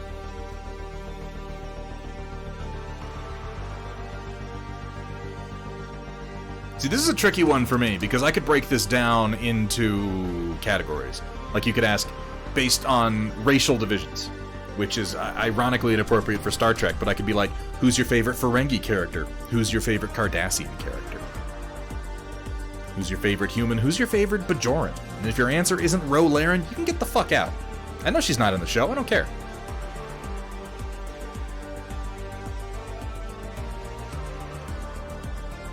Which one was Relics, Sumatha? And you don't have to open... Wait, Relics was the one with Scotty.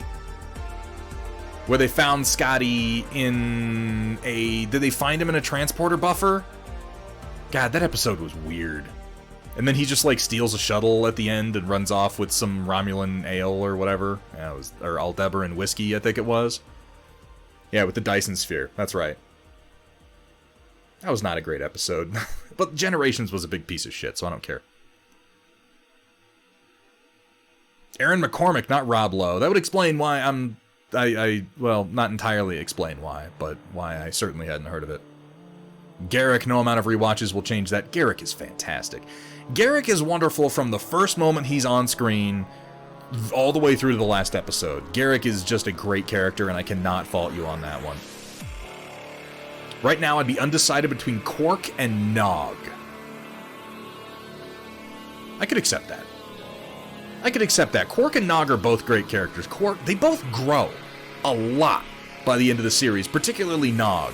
Once you get through the Dominion War episode where Nog loses his leg and he has to recover in the holosuite in Vegas with Vic Fontaine, like, he's got some real chops.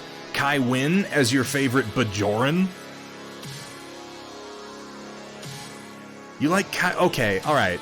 I will recognize the difference between, I think this character is a good person I'd like to hang out with, and I think this is a good character. Because Kai Wynn is awful, but at the same time, that's sort of the strength of the character. And that was... If someone could remind me the name of that actress, she played famously Nurse Ratched in One Flew Over the Cuckoo's Nest. I can't remember her name. Joy of Painting Minis, welcome in. How are you doing? Okay, they give him a shuttle. Whatever, you know what I meant. And for Cardassians, Garrick. Everybody says Garrick.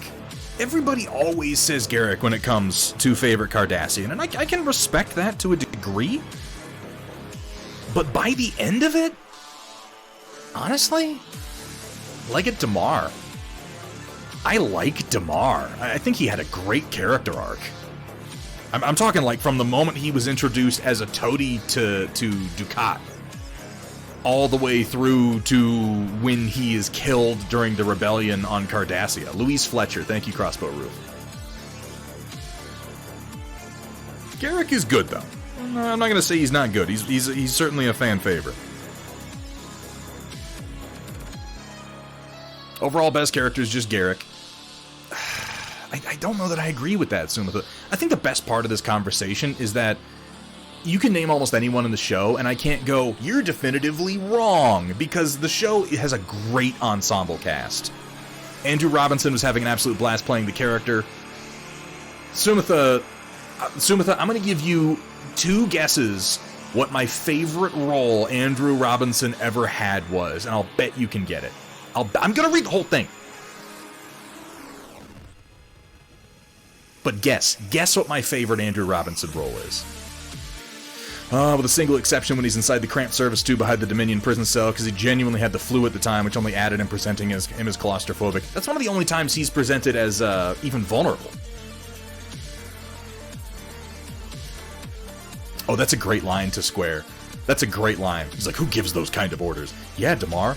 Who gives those kind of orders? I have to agree that I'm not a big fan of Bashir overall. I think that making him superhuman actually weakened his character significantly.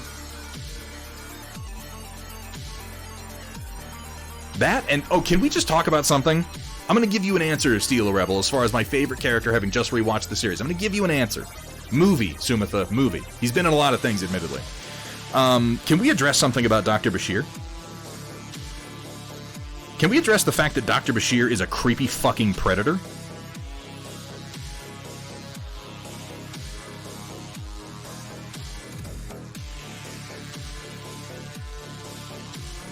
Because upon this recent rewatch, it really bothered me.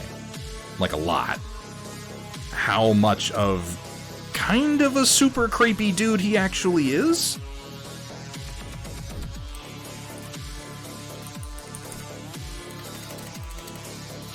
And I'm speaking specifically of the fact that almost every relationship that he got into over the course of the show, with Dax, yes, but also with others, he was regularly trying to get into sexual relationships with his patients. And Jesus Christ, Dweghom, that is a deep cut.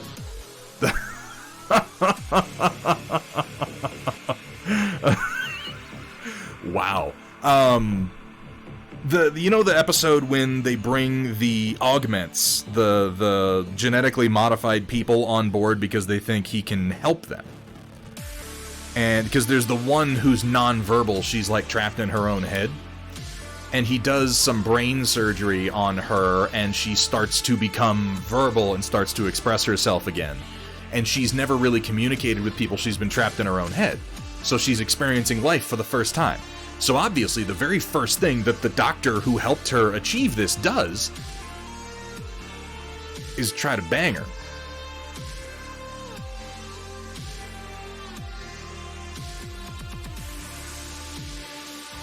And as I'm watching this episode, I was struck at how very uncomfortable it was. And that nobody thought at the time, like, it's not a plot point, nobody thought of it. Like, this is really unethical, man. This is like borderline grooming. This is terrible. For some reason, that was considered a romance for him, I suppose. Yikes.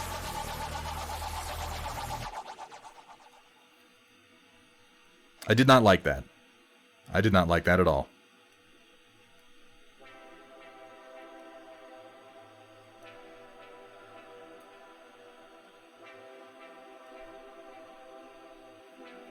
Oh, this one's a single piece. That's nice.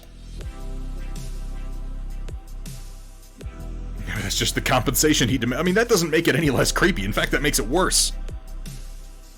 It really struck me as like an episode where he grooms somebody. I have to attribute that to the writers not really understanding the nature of that relationship very well, or just not thinking about it. I don't think they did it on purpose. but I did not like it at all. Andrew Robinson, my favorite role of his, Sumitha, is in Hellraiser.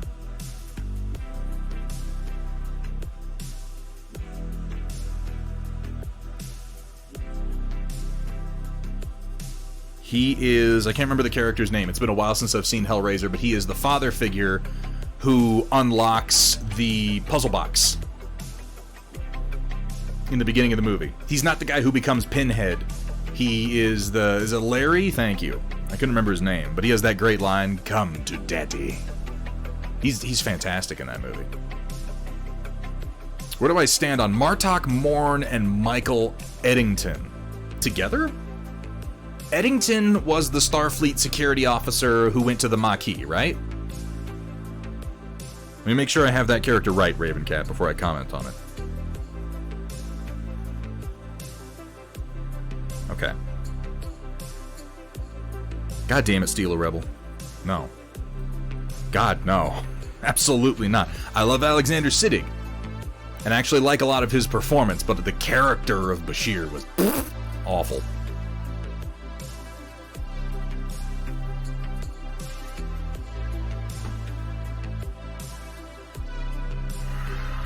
I'm having trouble defining for myself how to choose a favorite character, what criteria, because depending on what criteria I'm using, I could honestly say that Wei Yun might be one of my favorite characters. I really like Wei Yun. Where do I stand on Martok Morn and Michael Eddington? I'm trying to find the intersection of those characters, Ravencat. Now, are you asking how I feel about those characters individually? Or are you asking about how I feel of some intersection between them? Because I don't remember Martok Morn and Eddington ever interacting. Really? This is a completely separate... Okay, individually. I was like, I'm making sure I didn't miss something there. I fucking love Martok. Yeah, you kind of do, Datron. It's true. There's the one Wei Yun who actually wants to betray the Dominion and just worships Odo. There are Wei Yuns who are more successful. There are Wei Yuns who are more cowardly, who are braver. There's the final Wei Yun that, unfortunately, Damar doesn't get to be there to see him die, as much as he would have wanted that. I mean, you're not wrong. My favorite character in Deep Space Nine is Admiral Shran. There you go. That's for you, Steal a Rebel. Let me think.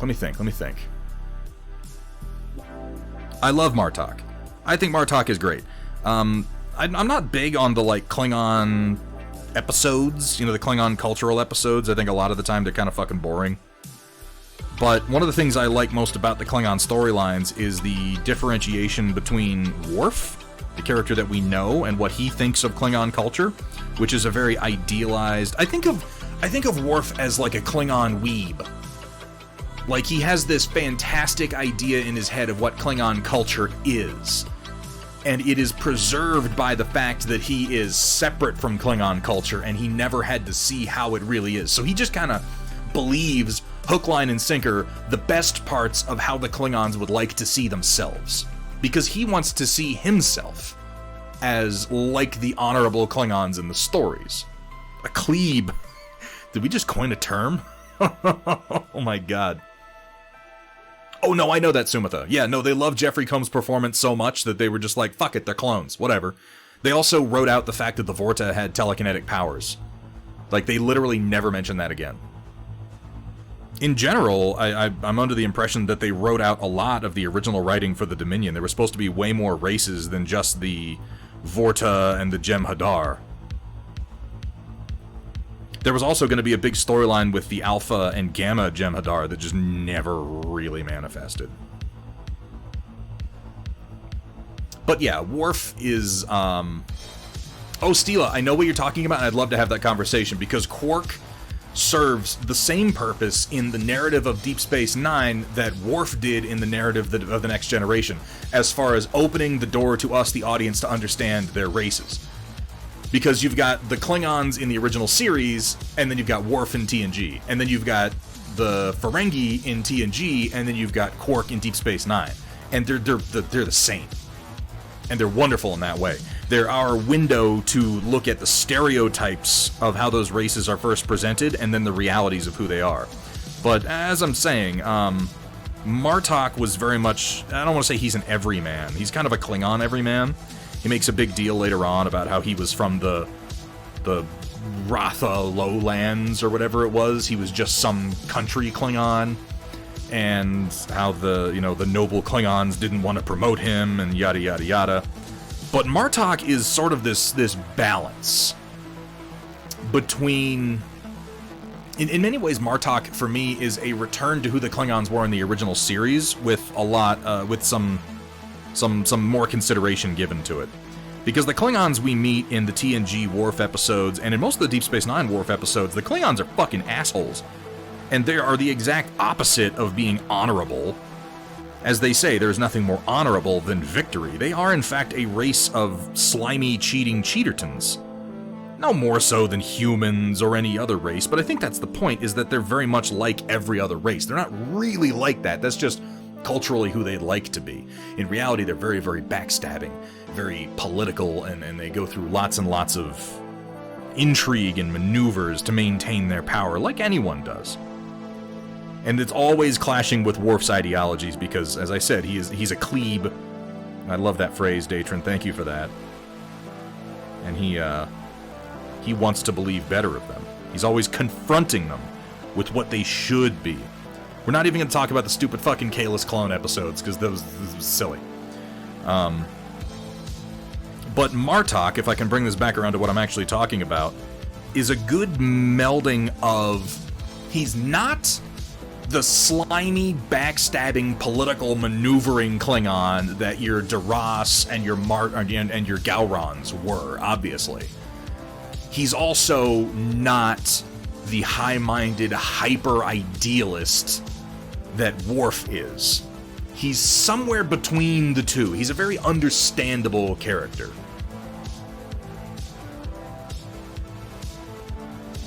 I don't want to use the word relatable, because I don't feel like there's anything about Martok that's really relatable, except in extreme circumstances. But he's certainly more relatable than Gowron or Worf. So I guess what I'm trying to say, to bring that back around to an actual answer, I fucking like Martok. He's a lot of fun, and J.G. Hertzler killed that performance. Gotta say my favorite human was O'Brien. I think that's a difficult one to argue with, Xander Shade. Caveat, I've only watched up to the point they got the Defiant. He only gets better after that. It doesn't get worse, except that one weird episode where his daughter goes back in time and then dies, but we won't talk about that one. Why would Klingons have cloaking devices if they didn't value victory over honor, right? I mean, you're not wrong, Sumitha. You're not wrong at all.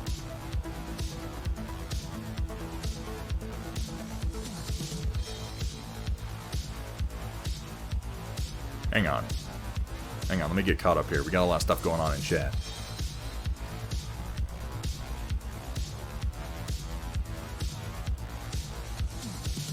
Yeah, I agree, Automat. And I think that that's a point that they made very well through Worf and Martok. And in a way, I mean, it started in TNG, but again, we got a lot of the same for the Ferengi through Quark and the Grand Nagus, Zek, and Moogie. And, I mean, I'll admit that the Magnificent Ferengi episode was actually a lot of fun. I like that episode quite a lot. Quick compressor question, just got a free compressor, so no manual. There's a valve that says push to lock, which I locked. Any idea how to unlock it? A locking valve? Ravencat, post a picture on the Discord. That might help, because I'm not sure. Givey X. These are for Battletech. Well, primarily for Battletech. If you play anything using hexes, you could scale these to the size of hex that you use. Oh, and I like that they never eased up on that, too, Steeler Rebel. Every single time a Ferengi gets wounded, they all have the same high-pitched squeal, and it's hilarious. What a bunch of fucking nerds. What's up, Pun Expected? How you doing? Like the Enterprise episode where Archer is on Klingon trial and his lawyer mentions that service to the state in any profession is honorable, but the younger generations keep hyper-focusing on being a warrior. You know, Enterprise is not the best show, but it did have a lot to love, and I also kind of like that episode. I also like some of the ones they did with the Orions. And then any of the episodes where they had Ensign Hoshi rub herself with anti-parasitic gel. Yes. Yes, indeed. Those were good times.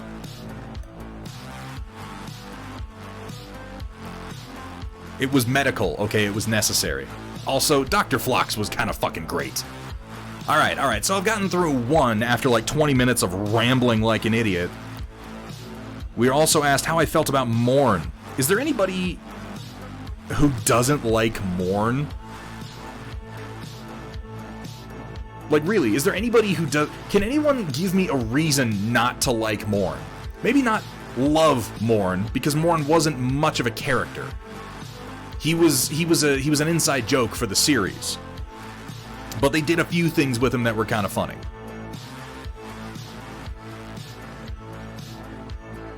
Who mourns for Morn? I think that's just it, Sumitha. He never did anything unlikable. He never did anything particularly great, but he never did anything unlikable. Data Nerd, you know what? I'm gonna take care of that. I ran out of beer. I'm gonna go grab another one. Yeah, Morn was fine. I liked Who Mourns for Morn. It had a bunch of actors in it that I like. I really like the cast of unsavory ne'er-do-wells that we deal with in Who Mourns for Morn. The two, like, lizard alien brothers, they were fucking great. The one guy who, I should know the name of the actor, he's in a bunch of Star Trek episodes. He's the one who's posing as, like, a federal agent, but he ends up just being a sleazebag. And then the chick who's bathing in Morn's mud tub. Like, that was a pretty likable cast of characters for that whole thing. And I appreciated at the end how Quark literally dives into a vault full of gold-pressed latinum to avoid the gunfire. Yeah, and then he picks it up and he's like, he breaks it open and there's no latinum. He's like, there's nothing here but worthless gold! That was great. That was wonderful. It also helped us understand a little bit about what the hell gold-pressed latinum is even supposed to be. It's right up there with self-sealing stem bolts for being complete fucking nonsense. Alright, let me get something to drink and I'll give you my thoughts on Eddington. I'll be right back. My thoughts on Morn are, I like Morn. I don't feel like there's a lot to say about him. He is charming for what he does. He has one good episode that's really about him, and I like the little nods the characters give to his presence periodically. I think one of my favorite aspects of that episode was when Quark started the little tradition of like, oh, this was Morn's favorite bar and Morn's favorite seat, so let's make sure that it's never empty. And then he immediately starts like charging to sit in it. That was great. I'll be right back.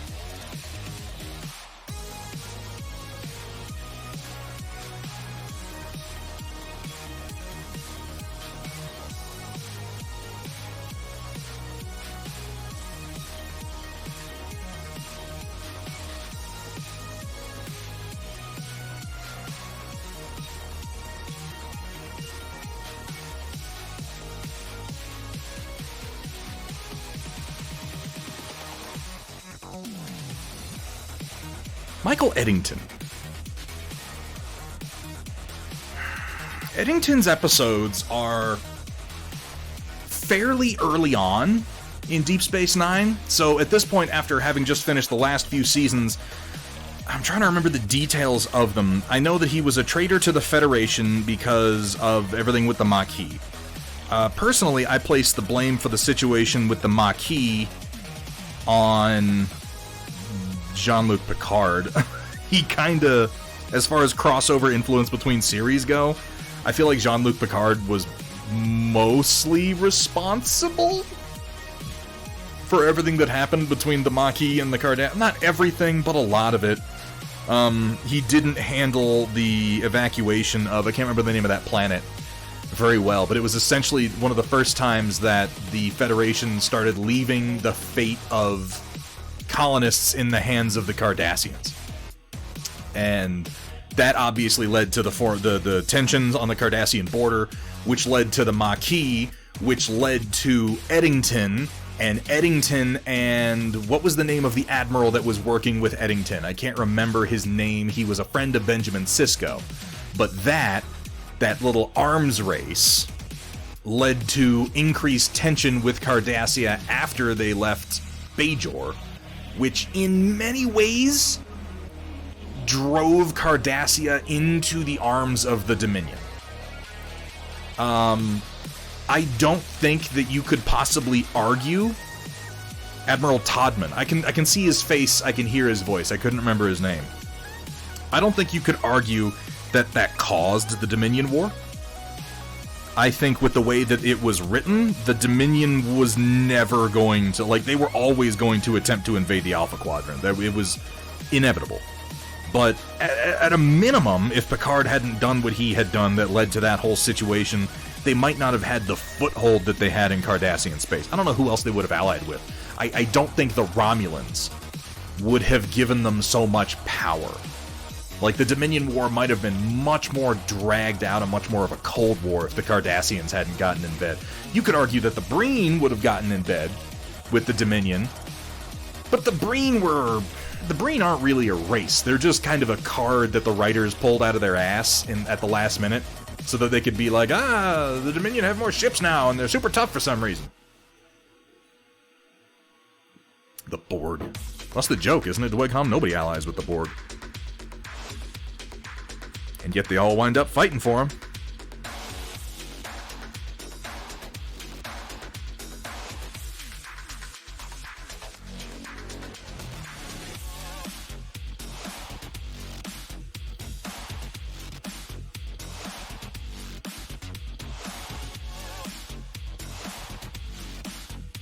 Yeah, the Borg were overplayed in TNG, and I'm also... particularly since the TNG Borg episodes just got progressively dumber and dumber and dumber.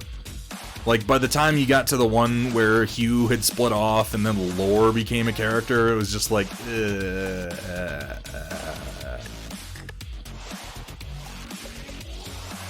I'm not a huge fan of Voyager in general, Dweghom. I like Voyager.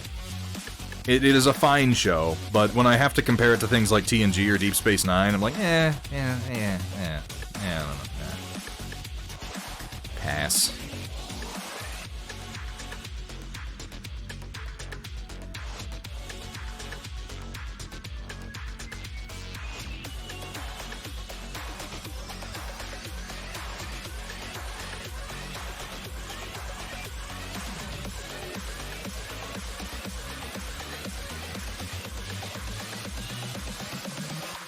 There are great moments in Voyager. There are great episodes in Voyager. There are a few good characters in Voyager.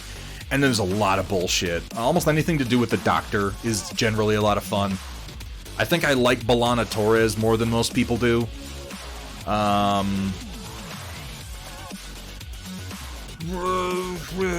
might be it.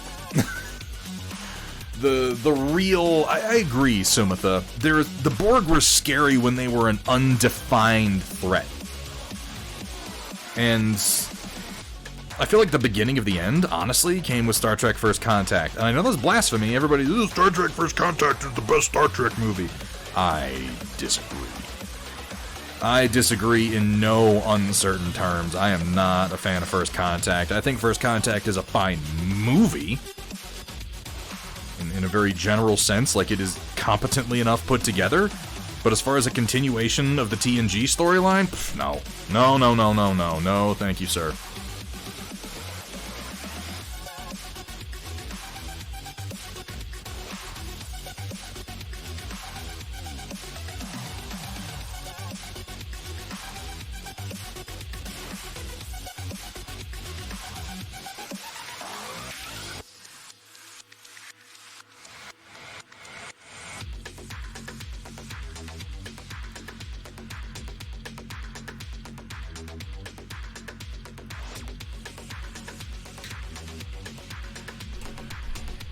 That's not nice, Steela.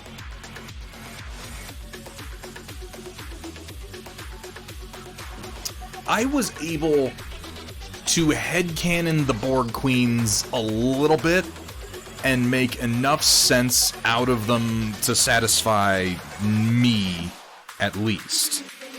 I figured, and I wish that the writers had sort of done more with this, that the Borg Queens as multiples made sense if they had written it like, okay, so the Borg are a hive mind race, right? Obviously, that's like their whole thing. They are the collective. And they came up against humans a number of times and lost. Now, if you follow the logic here from the first episode in which we ever saw the Borg, wherein the humans were able to wander around on board a Borg cube, studying its systems for, I think, a couple of days before the Borg recognized them as a threat or worthy of assimilation. I agree with that, Sumitha. First Contact was the best TNG movie, but that's not a high bar, because they all pretty much sucked. The Borg have, as a necessary part of who they are, they're not very reactive.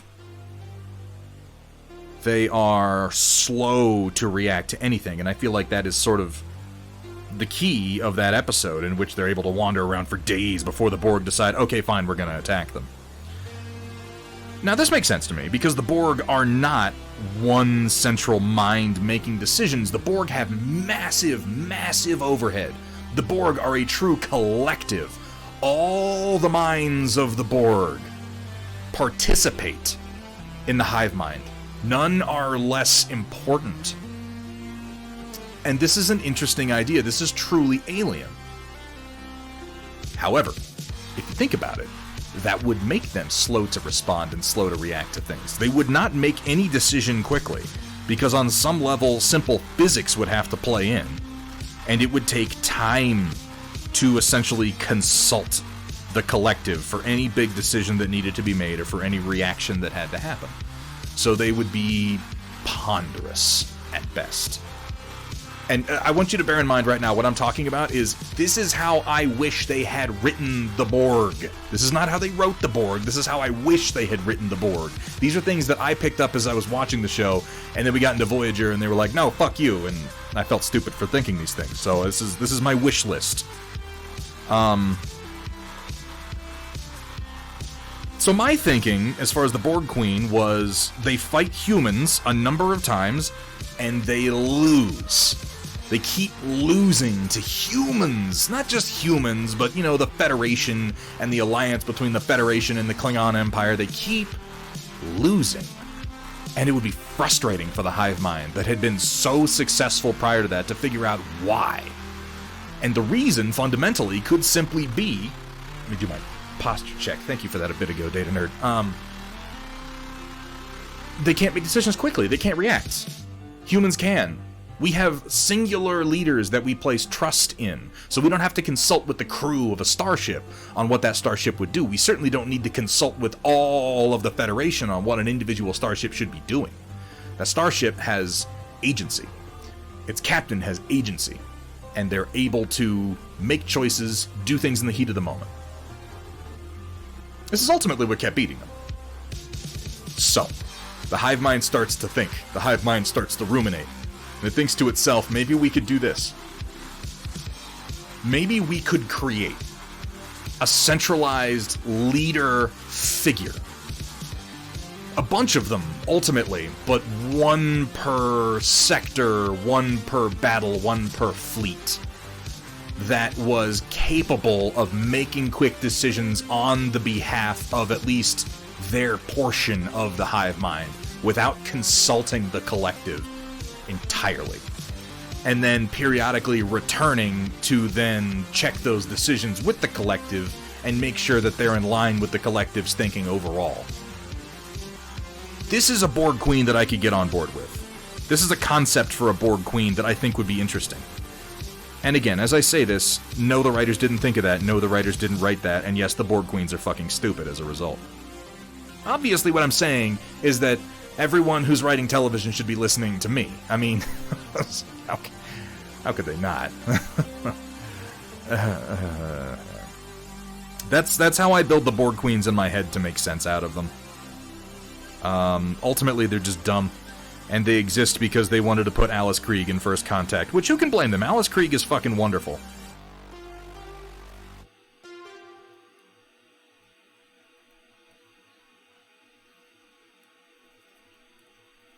But yeah, that was dumb.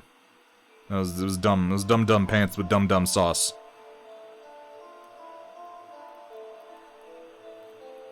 Why are there big tubes of flesh-melting gas right next to the warp core that can be breached by... Now, Data's strong, but...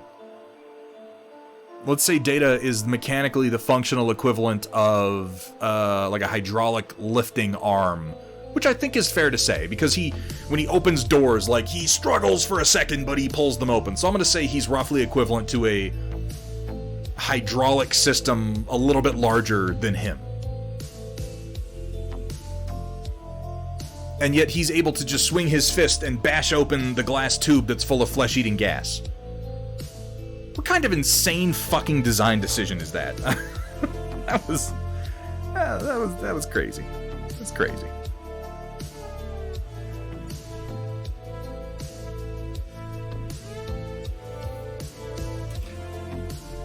It's because movies suck. I mean, yeah, Stila, admittedly, yes, that is the answer.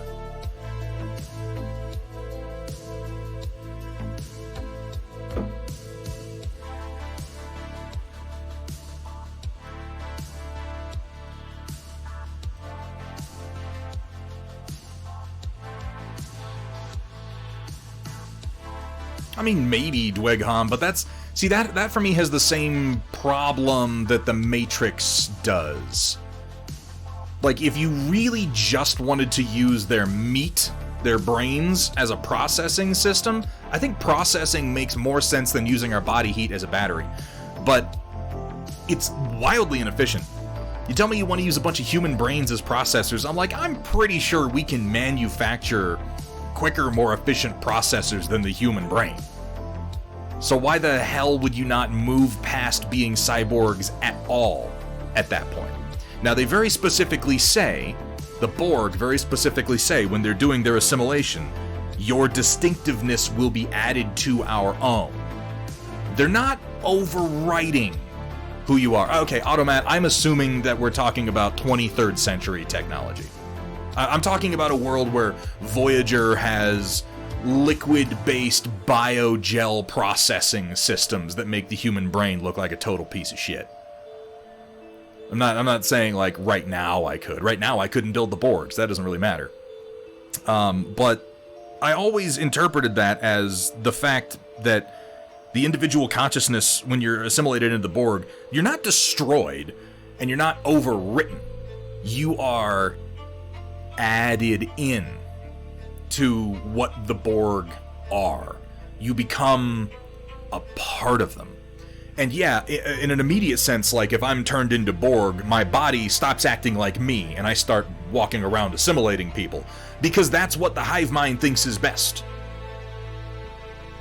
It's not that I'm not a part of it, it's just that my voice at that point is a drop of rain in the storm, and whether I want to assimilate you or not is irrelevant. Because the hive mind wants to assimilate you. And I can be going, no, don't do that. And they're like, yeah, but there's, literally trillions of us, and we all say do it. So go ahead and stick those nanoprobes deep into their neck hole.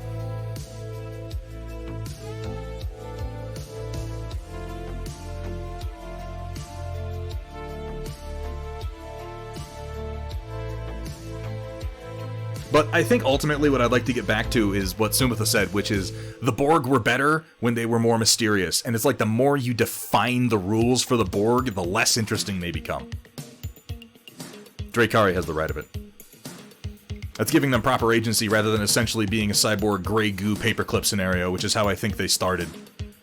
So I don't know if that's true, Dwegham. They were undefined when they started. When the Borg started in Season 1 of TNG, one of the first things we see, when the Borg started, their purpose in the story was to be a big, scary, unknown threat that Q used in order to show us... Hang on. Yeah, this is what I'm doing. In order to show us that we were not prepared for what it was the galaxy had in store for us. And I don't think they were even really meant to be revisited anytime soon, because they were like, these guys exist on the far end of the galaxy. One day you might encounter them. And they were just scary. They were just different. They were alien and they were powerful. And it wasn't until later they decided to make them more of an immediate enemy and threat. Too much explained too soon, I agree. And for that matter, Steel Rebel, I think the Borg are very similar to the Dominion in that there were a lot of interesting ideas surrounding them in the beginning, and a lot of them got forgotten about as they had to actually write episodes about them. Like I said, the Dominion clearly were meant to have more races as part of them. Do you guys remember the Hunters from Deep Space Nine? The episode with Tosk, the Hunted? I love that episode, Tosk. But those guys clearly were meant to, like, how were they not part of the Dominion? They would have to be part of the Dominion, would they not? Their technology was insane. They were completely immune to phaser fire with their little arm shields. And yet somehow, once we encounter the Dominion, they're never mentioned again. I have to feel like there was going to be more, and they just didn't put it in. They had to narrow things down because of things like budget, writing constraints. You take these big, far-fetched ideas and you have to narrow them down into what's the actual story. And you have to give them limitations. And let's not even talk about species 8, 9, 3, 6, 7, 90210. Let's not.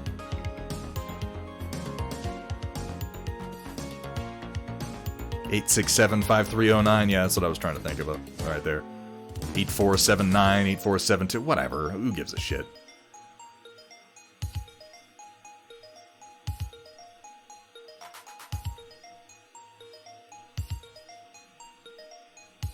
Oh, this is a big weird one, isn't it?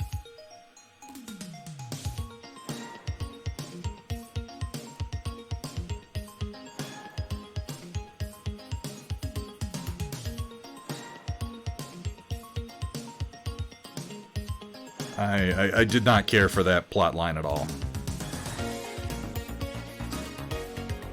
But broadly speaking, as I said in the beginning of this, I didn't care for most of what Voyager did. It's... When I do my rewatches of Star Trek, there are certain things I leave out. I watch a handful of episodes of TOS.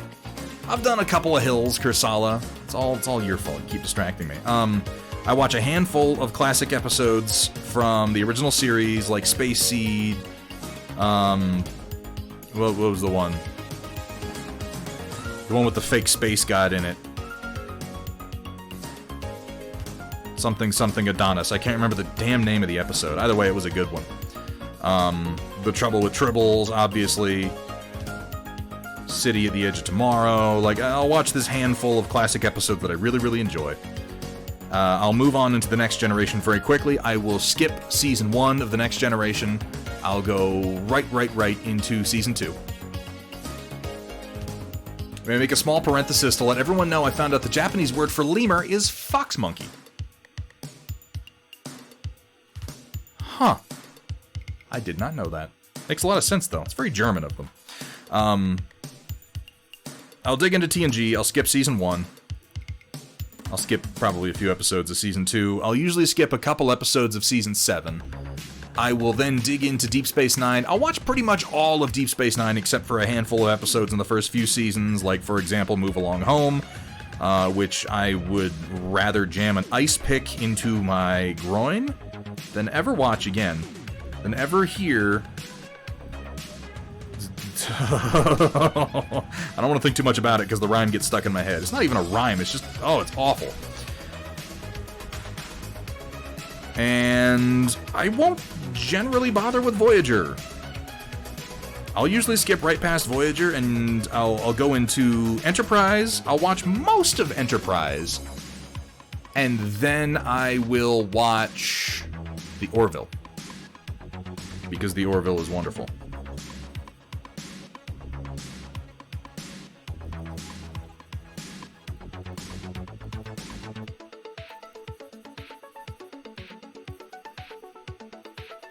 Speaking of which, we're going to get some more of that here pretty soon, I think.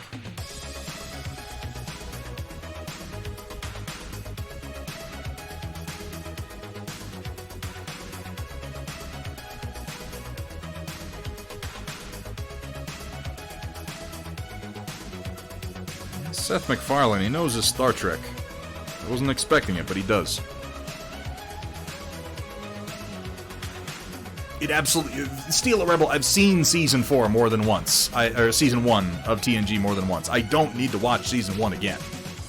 I get it. There are a couple of episodes in Season 1 of TNG that aren't the worst, but most of them are kind of shitty.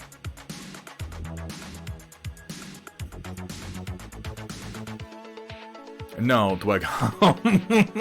No, I do not watch the Voyager episode where Flyboy and the Captain turn into salamanders and bang one another.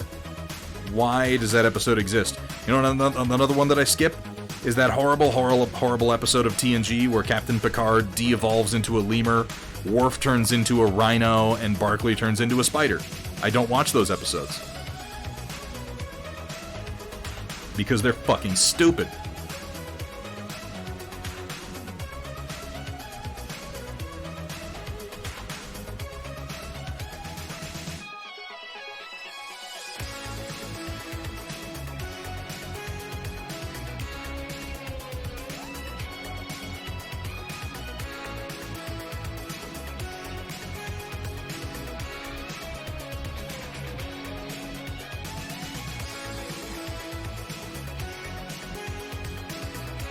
You know what, Steela? I like Rascals.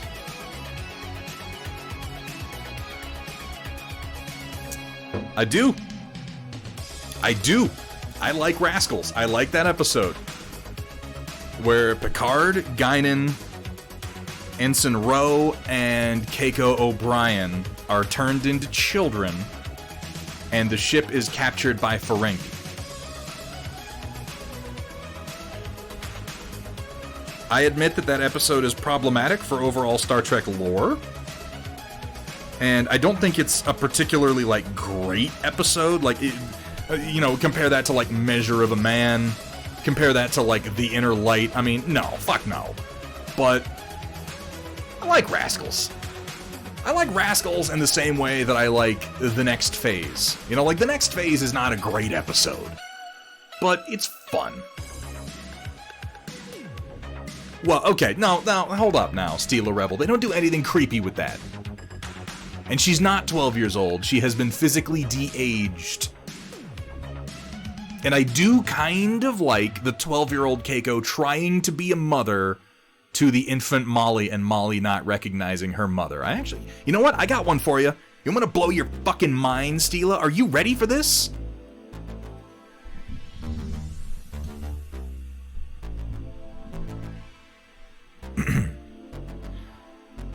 I think Keiko O'Brien is a pretty great character.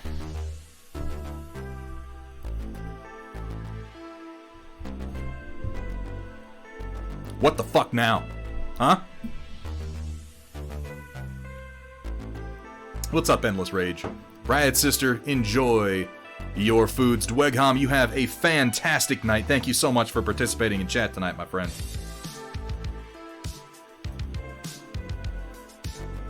I like Keiko O'Brien. I don't fucking care. Who knows?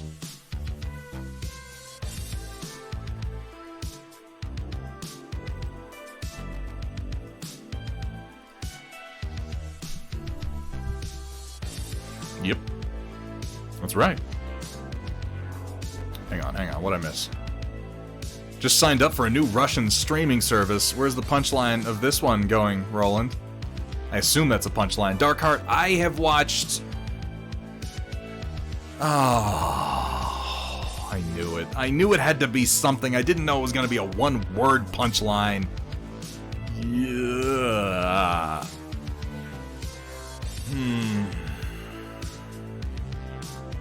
Hang on. There's a lolly joke in there somewhere, I swear. Conceivably, yeah. It's like culturally appropriate too. Your love of the halfling's leaf has dulled your senses.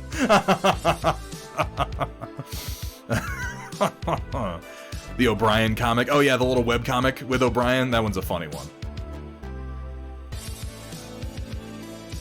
Hey, what's up, Witch Cat? Always good to have you in. I love my lurkers. I hope you've been enjoying me just kind of rambling about fucking Star Trek. This happens way too often.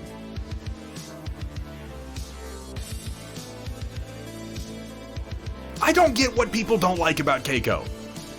Okay, Keiko, on her own, would not be a particularly great character or have any part in the series. But Keiko is a part of the O'Brien family, and thus necessarily a part of Miles O'Brien as a character. And when taken in conjunction with Miles O'Brien, she is a necessary component of who he is. Miles O'Brien is the everyman character, much more so than almost anybody else in Starfleet. Miles O'Brien is a character that we can relate with. He is a working man. He's not a fucking officer. He's not amazing. He's a fantastic engineer.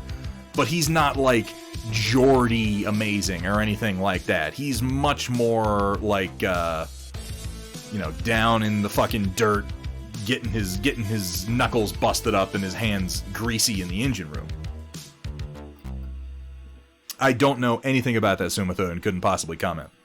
But and I know a lot of people dislike Keiko because she's really condescending, but Miles O'Brien is kind of a big child on a personal level. He does not deal well with discussing his emotions. He does not handle adversity, or, ironically, for having served on the Enterprise, he doesn't handle extreme scenarios very well. He is very stubborn, and he is very, very hard to move, and in many cases, it is Keiko who ensures that he has a healthy relationship, not just with his family, which is obviously important to her, but a healthy relationship with his friends and his coworkers. In many cases, it's Keiko's advice that gets him to get past his own stodginess and see someone else's point of view.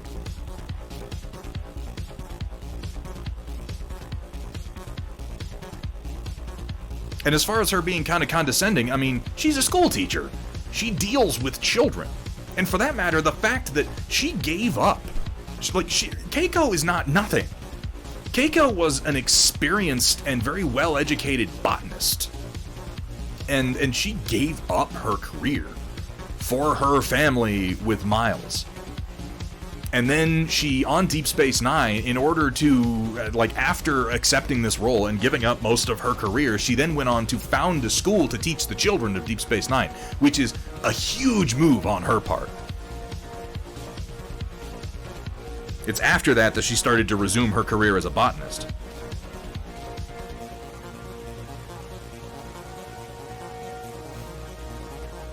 She was in it a fair amount, Steela.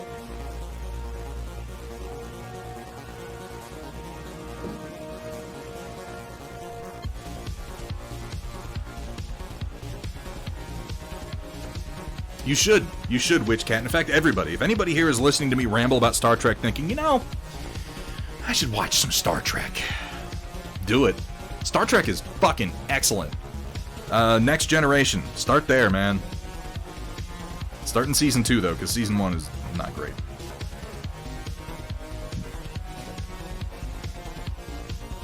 Star Trek is the source of one of my favorite sayings as far as a show needing to find its legs.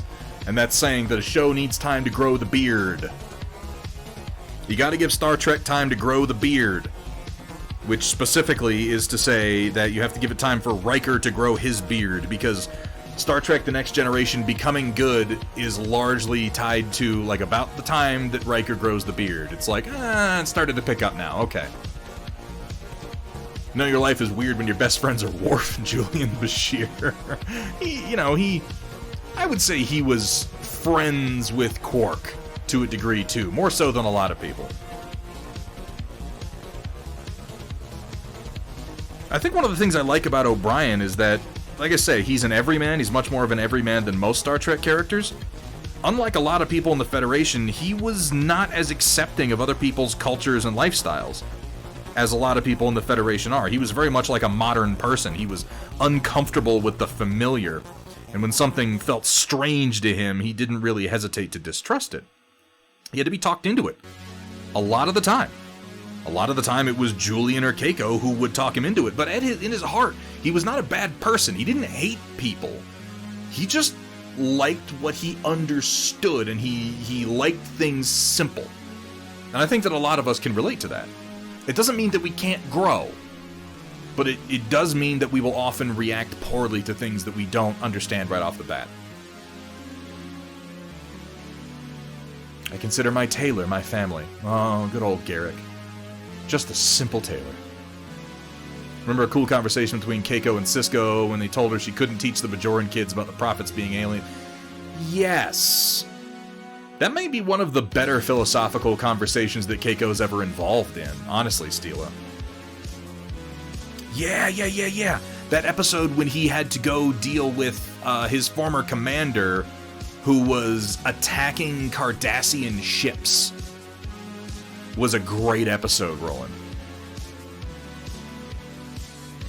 We had to watch O'Brien become okay with being around Cardassians, for that matter. Which is important, because the Cardassians were products of their culture. And Cardassian culture's fucking bonkers.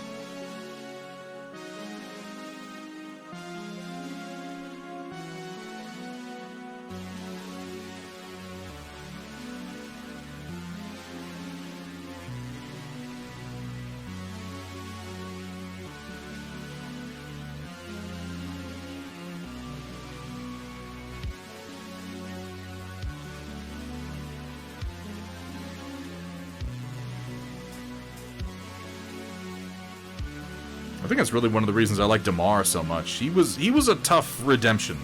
Damar, after killing Zial.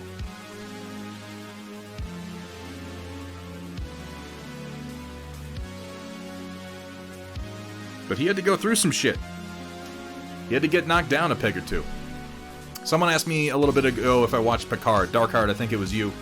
I apologize for not answering that one more thoroughly. I don't like Star Trek Picard.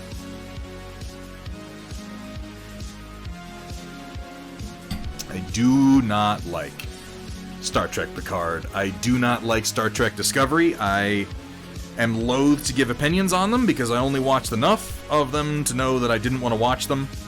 If you liked them, that is fine. I will not judge anyone for enjoying those shows. I think that they're perfectly fine television. I just don't like how they fit into Star Trek as a whole.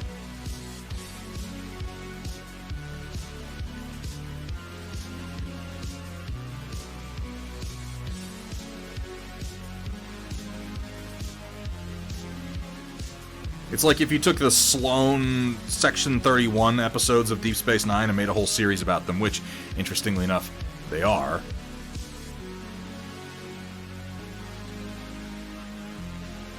Ravencat, the most recent show that I've gotten excited about has been Midnight Mass on Netflix.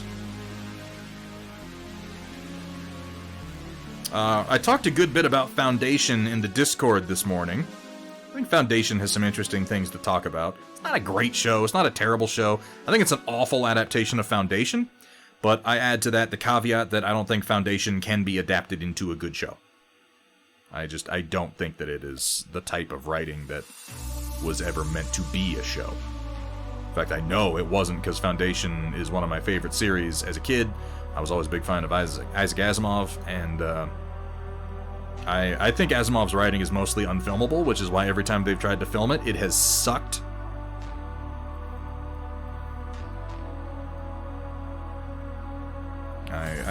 Nothing inside of me wants to say anything bad about the late, great Robin Williams, but I will say that Bicentennial Man was a huge piece of shit. Welcome in, Pigpen. Automat, I would love to see you print and paint some of this stuff. I always love seeing examples.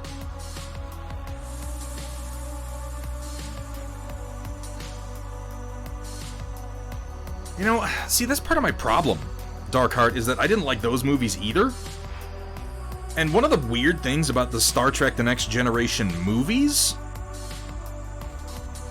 is that they made the movies almost entirely about Picard and Data being best friends, which is something that they play up in the Picard series, as I understand it. But what? When the fuck was Picard best friends with Data? Data's best friend was Geordi. Picard barely spoke to Data. Picard, like, valued Data as a member of his crew, but he didn't place him above literally anyone. In fact, on numerous occasions, he distrusted Data because of what he was. Like, that is the most inappropriate pairing I can possibly fucking think of. Except, like, Worf and Data.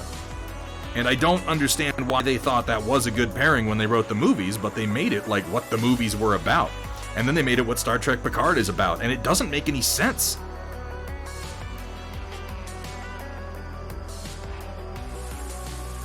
Oh, they were all garbage, Darkheart.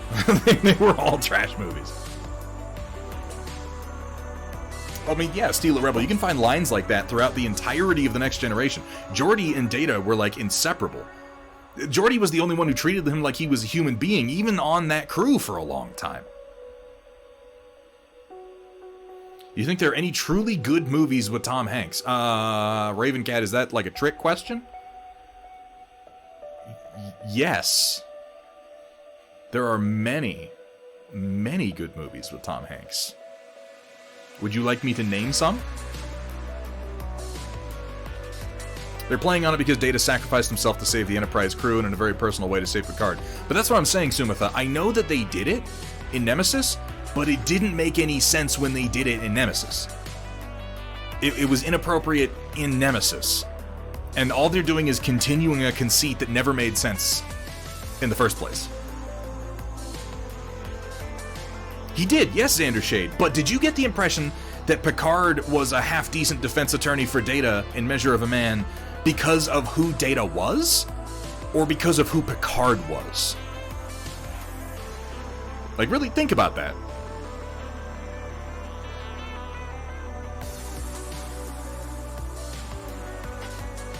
Nemesis reminds me of Prometheus. They try to do high-minded stuff, but it's utterly ruined by the characters acting stupid because, yeah, I think most people have that complaint about it. Inspired by the fall of Camelot and the Arthurian legends. Yeah, it's hard for me to focus on any of the big themes or concepts of Prometheus through the blinding fog of characters acting in ways that I can't possibly believe. I also found that to be very frustrating. Alright, let's break this guy down. He is about 1 million. Let's take him down to 75k.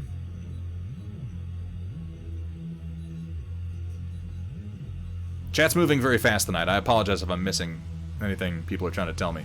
Foundation could be a great show, but it'd take balls of steel to do it right. Yeah, that's the thing, Automat. Like, I think that there is a way you could film the Foundation, but it would take two things. It would take balls, and it would take love. All the best things in life take balls and love, ultimately, don't they? And they have neither. Balls and love apparently don't make money.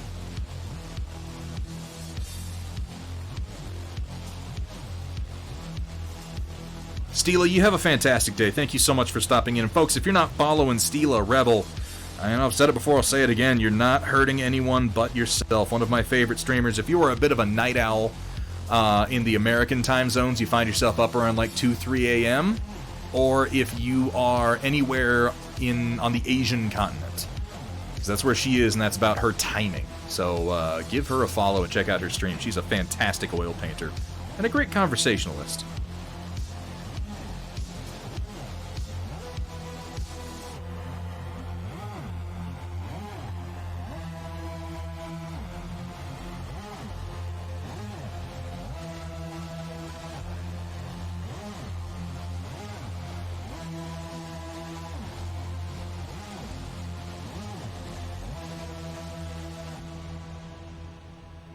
Save that.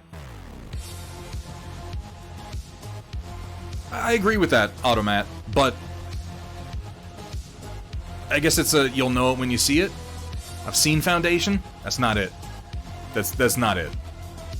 It's a fine show, but it has fuck all to do with Foundation.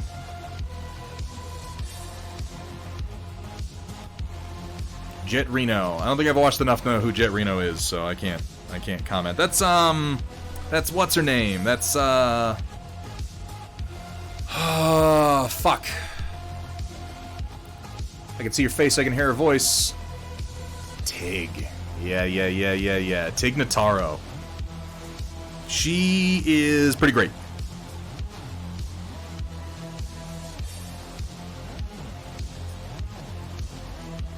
I cannot disagree with that.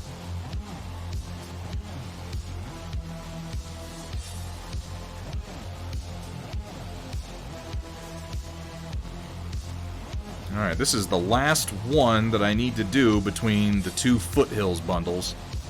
If I can get this done, I will have accomplished quite a bit tonight, because the rest of the maps are not as intense as these.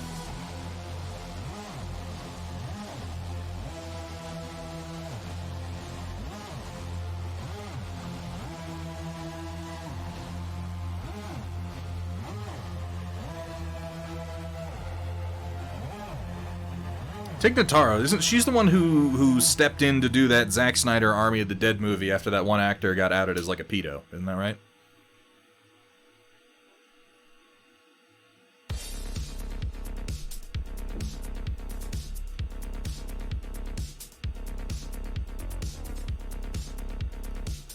Please, please, Drakari, don't hail that as anything poetic. That's just smut.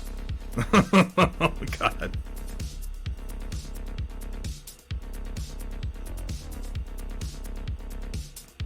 Yeah, I agree, WJ. I feel like Foundation could have been a good movie. I know that sounds strange because you think like, well, they need time to go through the material, but I think that taking your time with Foundation is a mistake. The core concepts of Foundation and the core stories can and should be delivered in short bursts, because that's how it was written. If you really read Foundation, it's more like an anthology of short stories than it is a contiguous narrative. All the short stories connect, but like the characters do not. It jumps wildly through time. You'll have some events happen, and then it'll be like 150 years later, the grandkids of the people that we were just talking about are doing this thing. And you could tell that story well in a movie if it was a tightly written and directed film.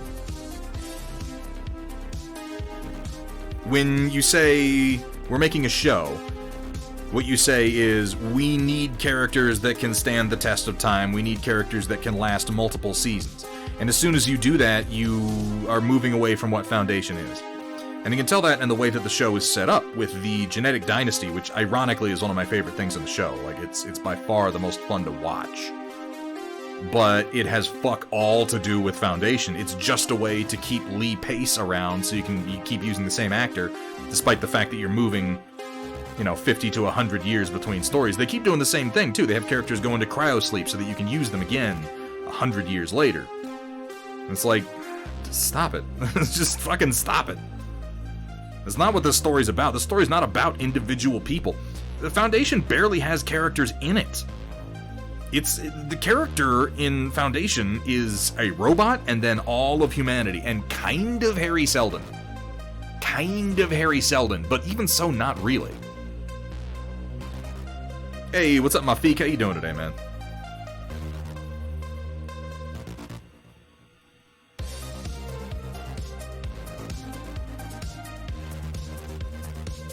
And for my money, the parts of the Foundation show where they just veer wildly away from the novels, like the Genetic Dynasty and Luminism, by far the most interesting parts of the show. By far the most interesting parts of the show. I love everything Lee Pace does. I love Jared Harris. I've said before, and I maintain, I would watch Jared Harris just reading the phone book. I would watch this. He's an amazing actor with such screen presence and charisma. I think he may be, and this might be blasphemy to some of you, I think he may be better than his father.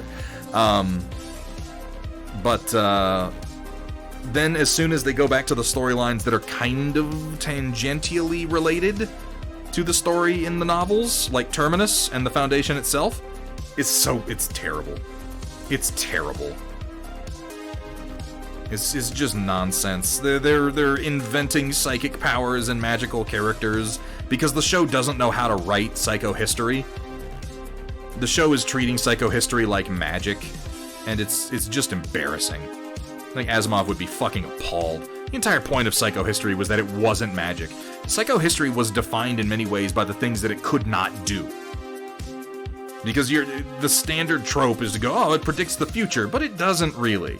It prescribes action to affect the future.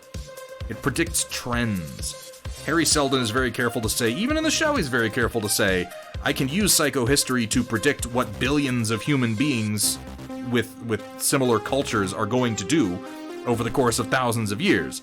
I cannot use it to predict what you're going to have for dinner tonight. That's not how it works. You can't predict the individual actions of any one person.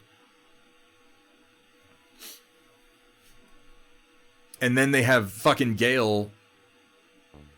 She just has magic future predicting powers. And they have this idiotic line from Jared Harris where he's like, you must be using mathematics in some intuitive way that we don't understand. And it's like, why don't you just fucking say magic, you lazy son of a bitch? It's just bad writing. I agree, Gimishkar, because they hint at the powers that they hint at through Gale and what's her name? Harden. Or not Harden. Yeah, Harden. They're not unprecedented in the universe because there is the Mule. But the Mule was... correct me, it's been a long time since I've read Foundation. When Harry Seldon created psychohistory, and when he set the Foundation on its path, he did not predict the existence of human psychic powers like would eventually manifest in the Mule. He predicted a number of crises, and he planted the seeds to solve those crises in the Vault and elsewhere, between the Foundation and the Second Foundation. But he did not predict the Mule. The Mule was a big fucking problem, as I remember.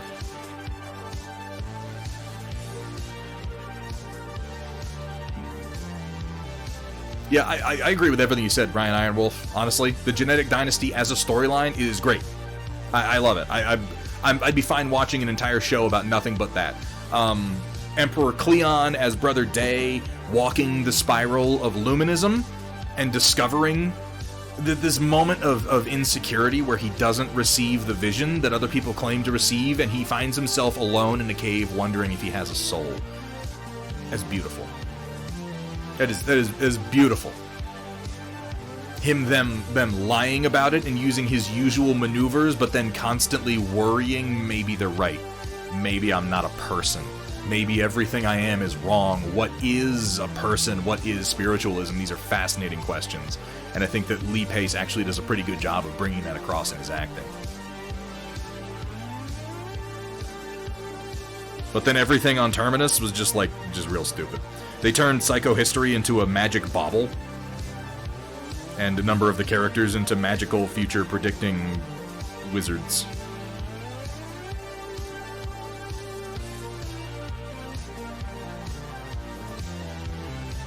As an amateur historian, I've come to think of history itself as a character, so the Foundation works for me, arguably better than any other work of sci-fi. Also, they can't write psychohistory because modern writers are children.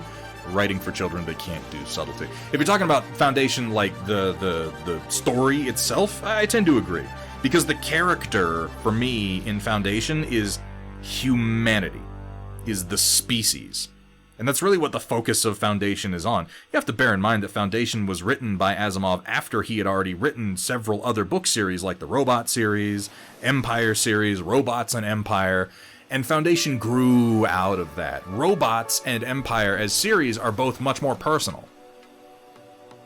And Foundation is like a grand thesis. It was hinted at.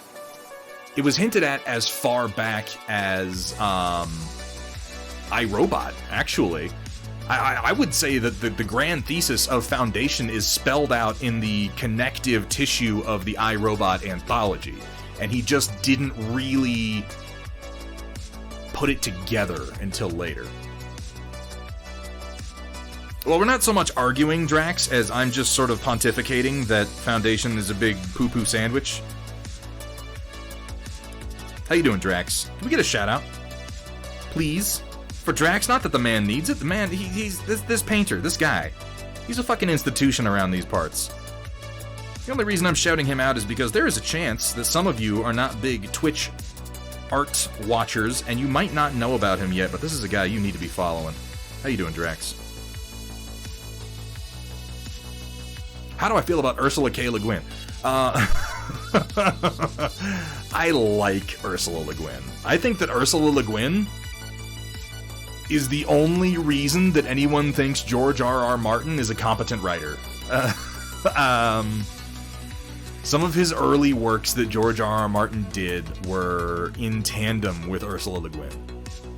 And she carried him on her narrow shoulders. She's the only reason that he even got the chance to write the later shit that he did. And as he got out on his own, he proved, in my opinion, and proves every single day, and this might be spicy, this might be a hot take, George R.R. Martin is an incompetent asshole of a writer. Data nerd.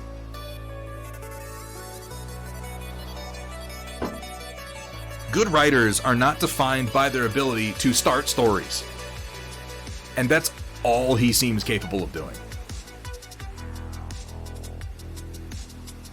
Always rather than be inspired by, rather than labeling it as Foundation, always, but yeah, I wish that they had called it something else, too. Like, sneak psychohistory in under the radar, or something, or play with it a little. I mean, that's another big part of the problem, is that the Foundation writers, I learned this recently, apparently the showrunners for Foundation, they got the rights to Foundation, but they don't have the rights to adapt anything from the Robot series. And if you can't adapt anything from the Robot series, then I ask you, who the fuck is Demerzel, and why does Demerzel matter? Like, what do you do with Demerzel if it's not going to be our Daniel Olivaw? I don't know. Like, that's insane. If you remove Olivaw from the story of Foundation, you remove the heart of what Foundation is. Topps is being purchased, I wonder by whom.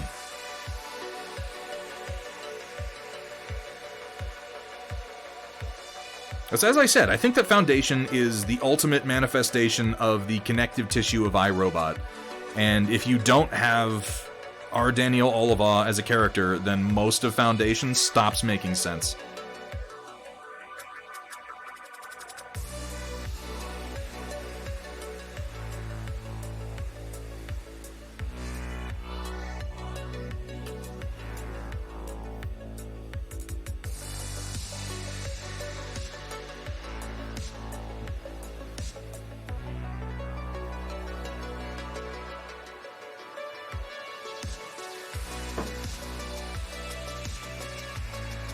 It's not even really boring, Gimishkar.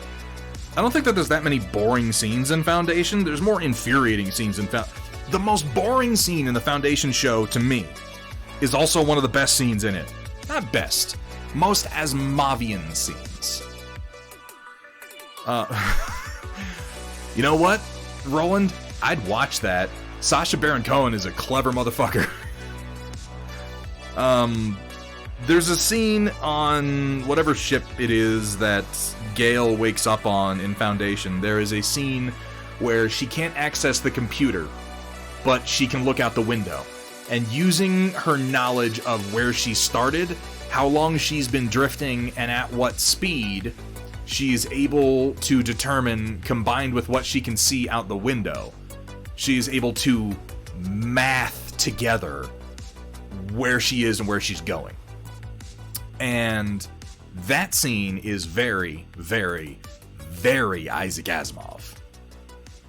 What it is not is compelling in any narrative sense. because it's a whole lot of the actress, like, counting numbers in her head and scratching things on a surface and mumbling numbers that are disconnected from one another and pacing. And it's boring as shit to watch.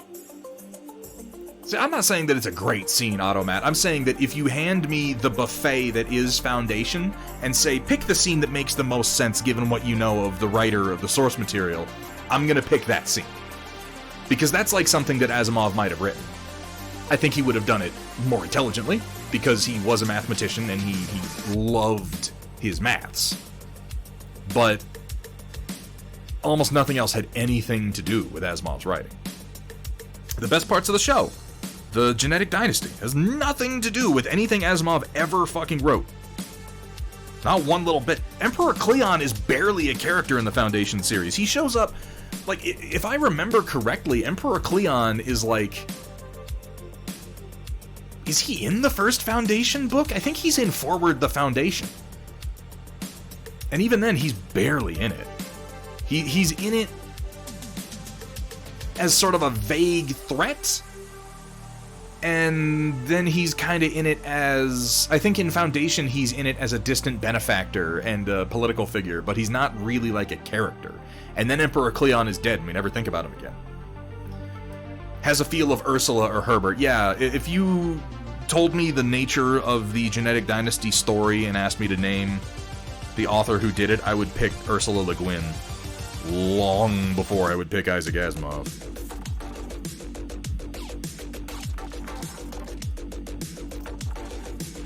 What the fuck do I know?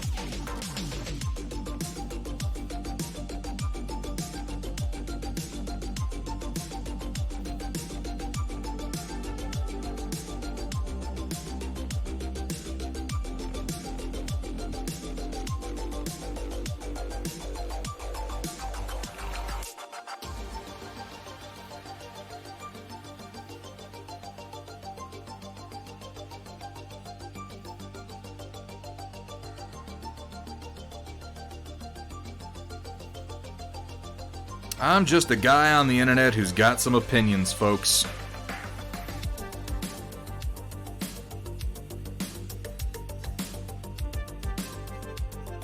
The thing I love about iRobot was a short story where a supercomputer took over the world. Vastly superior to the computers from the shitty movie Terminator, because it took over both the robots and humanity. That's the overarching story. WJ.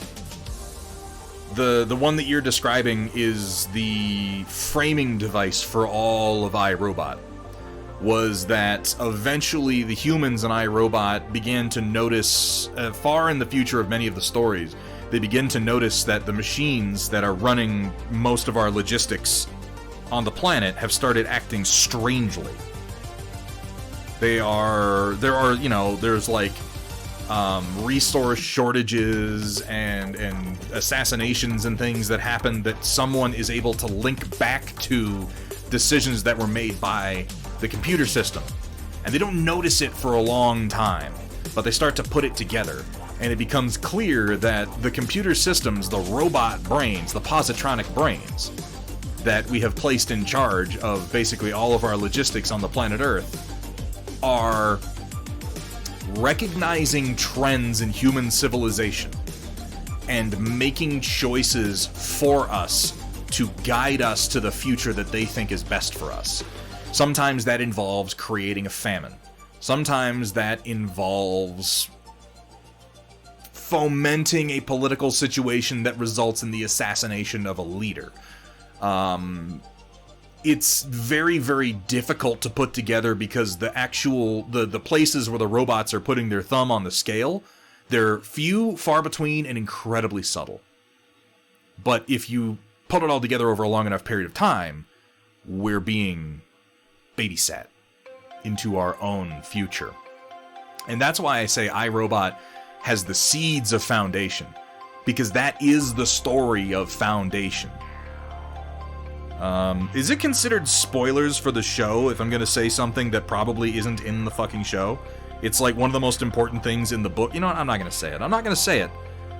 I want you to go out and read Foundation. It's a great book. Foundation, Foundation and Earth, Second Foundation, Forward the Foundation, Prelude to Foundation. These are all great books, and you should read them.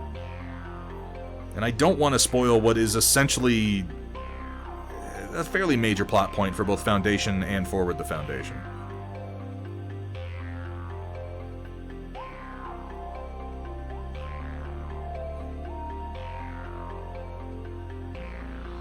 It comes back in Foundation. Does it come back in Foundation and Empire, or does it come back in Foundation and Earth? I think it comes back in Foundation and Earth.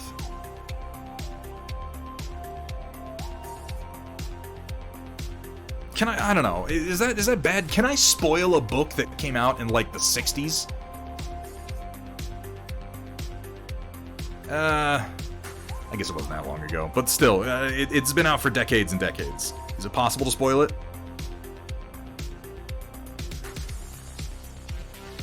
How many of you are really gonna read Foundation? Like, I'm not trying to say that as a bad thing. I'm just saying, like, really? Is that really gonna happen? I don't think it is. I don't even blame you. It's a lot. It's a lot to read. It's a lot to get through.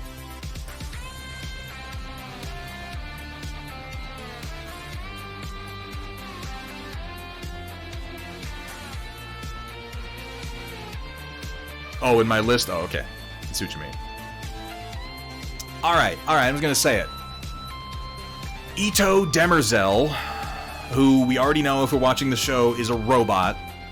I don't believe in the show it is the right robot. Ito Demerzel, who is an advisor to Emperor Cleon in the books, is a robot. Specifically, is the robot R. Daniel Olivaw, who is the main character of many of the robot books, including The Caves of Steel, Robots of Dawn, etc., etc. Ito Demerzel / R. Daniel Olivaw, over literally almost 20,000 years of existence, found a way around the 3 laws of robotics. Created what Daniel Olivaw called the 0th law of robotics, which was quite simply that a robot cannot, through action or inaction, allow the human race to come to harm. It is an extension of the 1st law of robotics, which is cannot allow a human being to come to harm. And the 0th law effectively allows Ito Demerzel / R. Daniel Olivaw to cause the deaths of individual humans insofar as it promotes the prosperity and the longevity of humankind. The problem with that is that R. Daniel Olivaw can't predict the future. And even if they're able to a degree, make predictive models, they're not sure about them. And so the concept, at least in the Prelude to Foundation and Forward the Foundation, and then it's expanded on, obviously, in Foundation, is that it is this robot who promoted Harry Seldon's theories of psychohistory, and who pushed him to develop psychohistory into a working discipline, so that, I mean, largely so that humankind could guide itself, but also so that Olivaw would know with a high degree of certainty enough of the future to make the decisions required by the 0th law. Ultimately, what I'm getting at is that Asimov thought humanity was a race of idiot children who could not even tell what their own best interests were, because the universe is too big and too complex.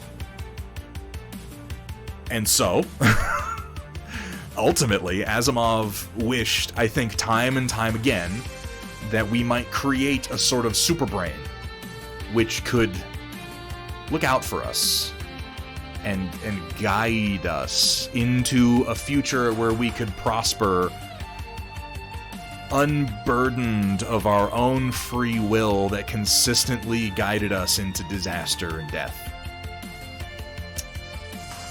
And I think it's an interesting notion. I also don't think they're going to touch on any of that in the goddamn show.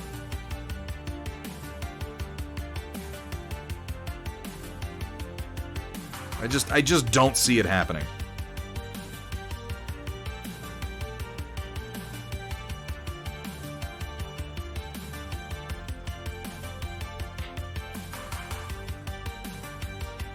An atheist who wanted a god. Yeah, you could say it. You could say it like that. Not necessarily WJ, because in his world, it was our creation of the positronic brain that, like, it evolved itself to that point. We planted the seeds, and it grew into the mind that would guide us. We didn't create the mind knowing that it would do that. We simply created it, and it grew.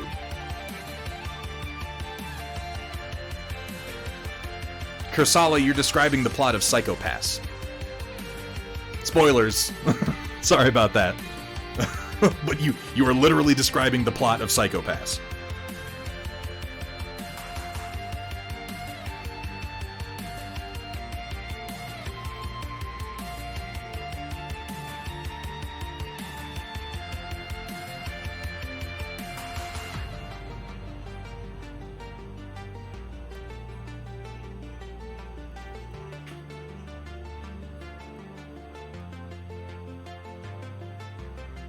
Alright, this one looks good.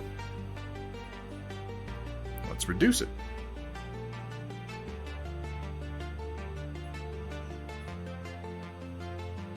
It is an anime that got multiple seasons, even though the entirety of the story is told in the first season, and every season past the first is completely unnecessary and kind of shitty.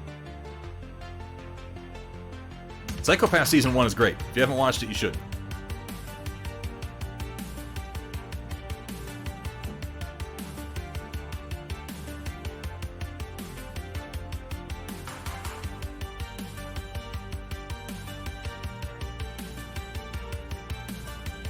Near total opposite of Harlan Ellison in beliefs, and the only thing I have in common with him is a temper, so we'll probably end up punching each other before the day was over.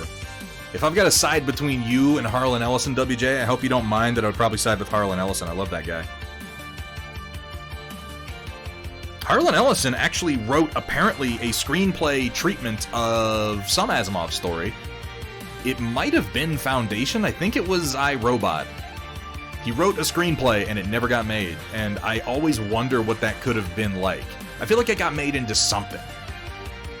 But blending Harlan Ellison's curmudgeonliness with Isaac Asimov's high-minded maths, like, ooh, that sounds like something to me. It was iRobot? Okay.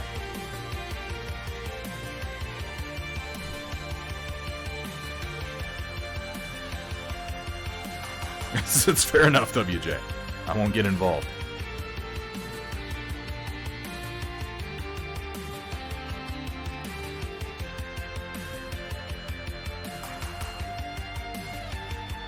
Alright, that is 6.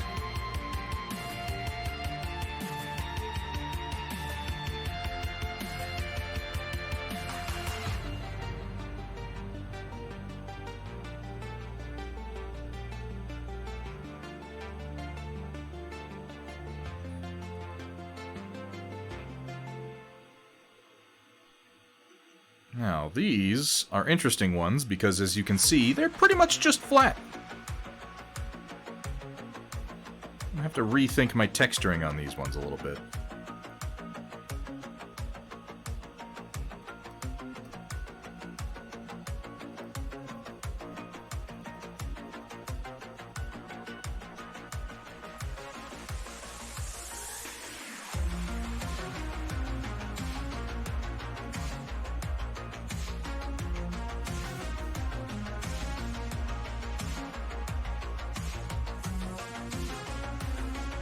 I mean, WJ, that's like... I know the episode you're talking about, the Outer Limits episode. I haven't read the short story. I know the Outer Limits episode, I've seen it. It's pretty much Terminator. I would say that story is not so specific or so unique as to say that it was stolen, because a lot of what makes Terminator good... there is a short film that James Cameron did, kind of before he was making any movies at all, before he made Terminator. What was it called? I can't remember the name of it now. I think you can find it on YouTube. It's a little short film, and when you watch it, like, the imagery of Terminator and a lot of the concepts of Terminator are, and Aliens, for that matter. No, it was before he did, it was actually before he did Piranha, Ryan Ironwolf, before he was fired from Piranha. can't remember the name of it. Shit, I'll have to find the name. It had a robot in it. It had a big robot that some tiny people were fighting. It was meant to be sort of like a pseudo-pilot for a series of stories about a robot and his human companion traveling the solar system or the galaxy or whatever and getting into adventures. But many of the visuals, the strongest visuals from Terminator and Aliens, can be found in a sort of proto-form in this short movie. And he himself has said that a lot of the visuals from Terminator, the concepts of Terminator, what made it really good, the horror elements, came from a time when James Cameron was ill. He had an illness that he was, feverish. And he was having fever dreams. He couldn't really sleep very well, and he had this dream about a machine.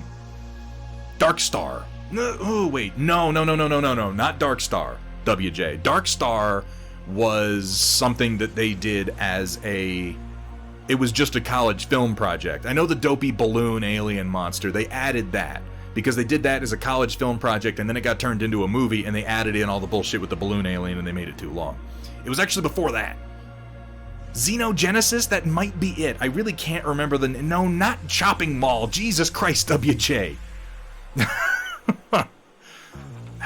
might have been Xenogenesis. It was something like that.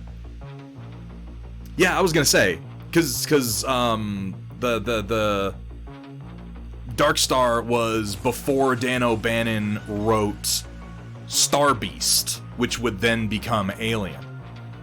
And I think that those two get connected a lot, Crossbow Roof, because Carpenter came in for Aliens and ran with a couple of the ideas that got left out of Star Beast for Alien.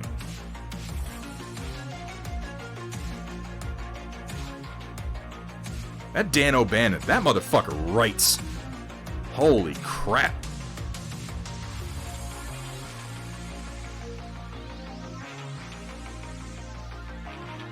It might be Xenogenesis. Either way, it mostly has to do with what would later happen in Aliens, but there are some clear visuals, like if you watch it, the robot in it is totally one of the HK tanks from the flash-forward sequences in Terminator. But yeah, he had a fever dream in which he imagined a machine coming to kill him that would not stop and would chase him. And that was ultimately what drove him to create Terminator. I'm certain he was inspired by Harlan Ellison. Pavel the Pooh, yes, I am working in Zbrush here.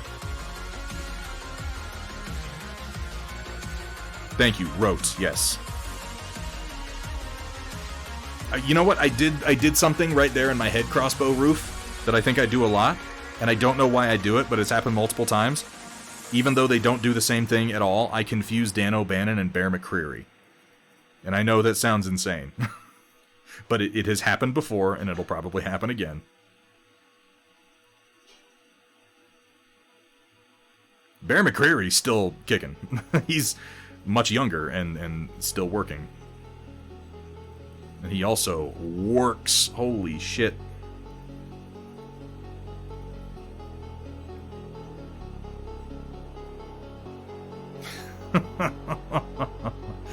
Oh, Skeleton Warriors.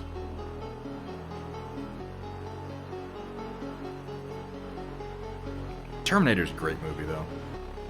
Of all the movies that never needed to be made into a sequel, like, don't get me wrong, I love Terminator 2. I think Terminator 2 is fucking awesome, but at the same time, I fully recognize that they probably shouldn't have made it. They probably should not have made Terminator 2. Because that opened the door to make Terminator 3. Oh god. And it's just never stopped since then. They won't stop making them, and they're all so bad. They made one Terminator movie that was kind of creative and interesting. That was the one with Christian Bale. It still wasn't very good, but it was different. It wasn't the same fucking movie again. And that didn't do very well, so they were like, we're just going back to doing the same movie again. And they're all so bad.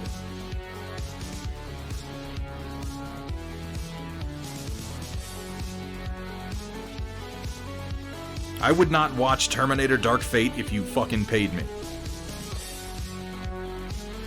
I remember there was, Alamo Drafthouse was hosting a showing of Terminator 2 down in Austin, Texas. And they, like, surprised the audience with a special gift by doing an early showing of Terminator Dark Fate. And I remember thinking at the time, because I had almost gone to that showing to see Terminator 2 in the theater, I remember thinking at the time, like, oh, thank God I didn't go to that. Oh my God, I would have been so fucking angry. I would genuinely have just left and, like, gone to a diner or something and found some other way to spend my evening. How dare they? It's fucking ridiculous.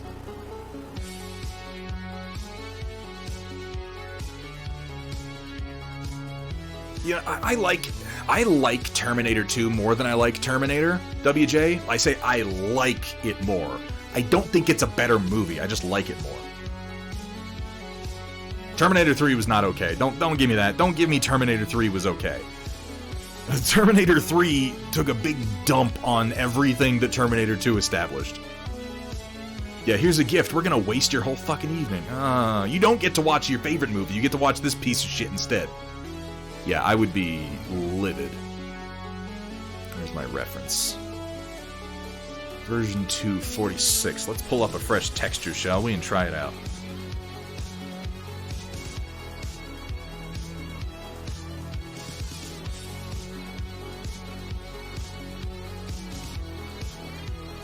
You like my library of textures here?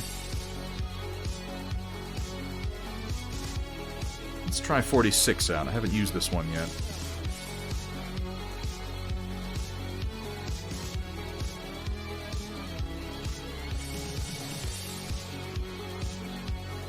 Ooh, that's a bit rough. That needs a fall-off curve on it.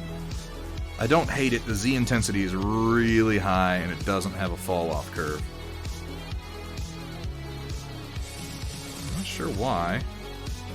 Put you somewhere in here and see if that helps. That is better. That is a whole lot better and closer to what I am thinking. Still has a real sharp cutoff there. Is that just from the directional mask? It might be.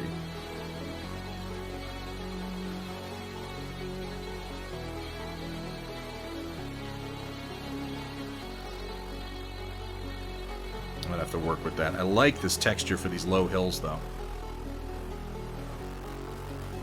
Yeah, I gotta get rid of that cutoff. Still, I think this is gonna go well for the flat ones.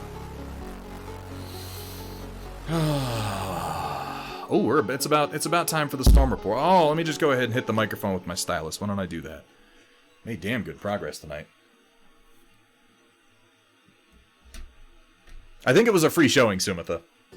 I'm pretty sure it was a free showing, but it still would have sucked.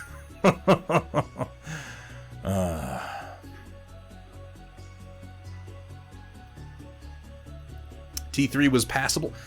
There are many things in T3 that I don't hate, but the whole, like, the big problem with Terminator 3 is the whole Judgment Day happens no matter what. When the whole thing in Terminator 2 was there is no future but what we make for ourselves. There is no fate. And so when Terminator 3 comes in, it's just like, hey, do you remember Terminator 2? Shut up. No, you don't, you fucking idiot. What? Why? I didn't like that. I didn't like that at all. If history can be changed, we get into the issue of how the Terminators exist at all. That's the thing. The time travel in Terminator has always been just a mess. Time travel is always a mess, and you shouldn't dwell on it. You should use it to tell your story, and then get the fuck out. And they should have done that after Terminator 2. They should have done it after Terminator 1. But, you know, here we are.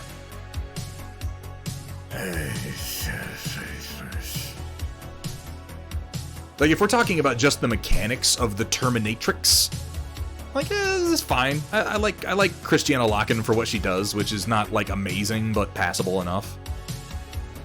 Alright, folks, give me just a minute. I'm going to take a quick bio break, grab myself something to drink, stretch my legs just a teeny little bit. I'm going to come back, sit down, and we're going to fire right on into the Storm Report and see what y'all have been sharing with us since the last time. In the meantime, let's talk about how the one with Jai Courtney and Doctor Who and Daenerys Targaryen playing Sarah Connor was... Like, I feel like they should be prosecuted for crimes against humanity for making that movie. Because... Why did I see that one? I saw that one, but I don't remember why I watched it. Maybe I hate myself. I guess it's possible. Never watched T1 as I think it's outdated in a sense of effects and Schwarzenegger. Wait, it's outdated in a sense of Schwarzenegger? Or you don't like Schwarzenegger? And honestly, I think the effects are... I think they still hold up, Pavel. But, you know, whether you can stomach dated effects or not is something so personal that I am loath to try and talk someone out of it. Because he's bad in Terminator. I think that they use Arnold really great in Terminator 1 because he doesn't say anything. He acts like a big dumb robot man. That's what he was capable of doing at the time. I will say I disagree with you, Pavel, but to each his own. Yeah, okay. The stop motion was. The stop motion was rough. I find stop motion charming, but I'll go back and I'll watch Jason and the Argonauts just for the skeletons. So, you know, your mileage may vary.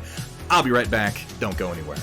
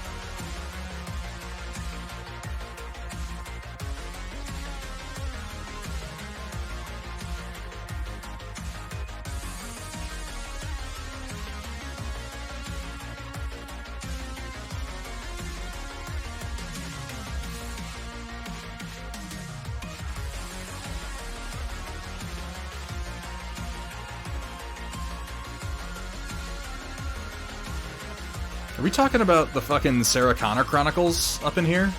Is that what's going on? I cannot condone any such discussion, I'm afraid. Witch Cat Crochet, thank you so much for being here. I'm glad you had some fun tonight. Consider jumping into Star Trek. Give it a watch. Like I said, TNG season 2 onward is pretty much gold. You might find some unexpected joy in that show. But thank you for being here. Have a great night.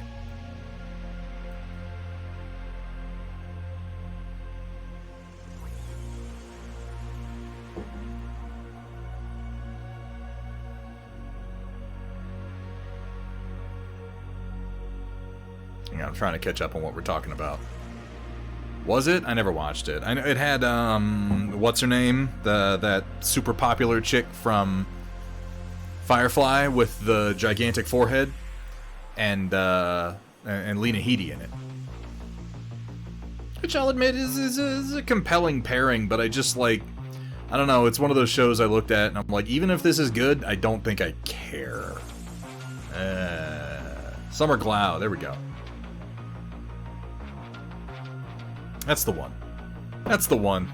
I liked her character in Firefly right up until Serenity happened, but I think I can say that about everybody in Firefly. I liked their characters right up until Serenity happened, and it retconned all of them into people that I hate.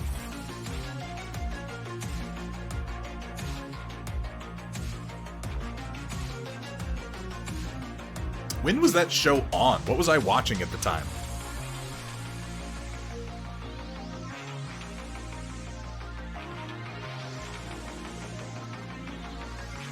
I like this texture. I haven't used this one before, but I think that this is actually, for these that aren't big and tall and craggy, but are just low and flat, I think this is going to be a pretty excellent texture for them.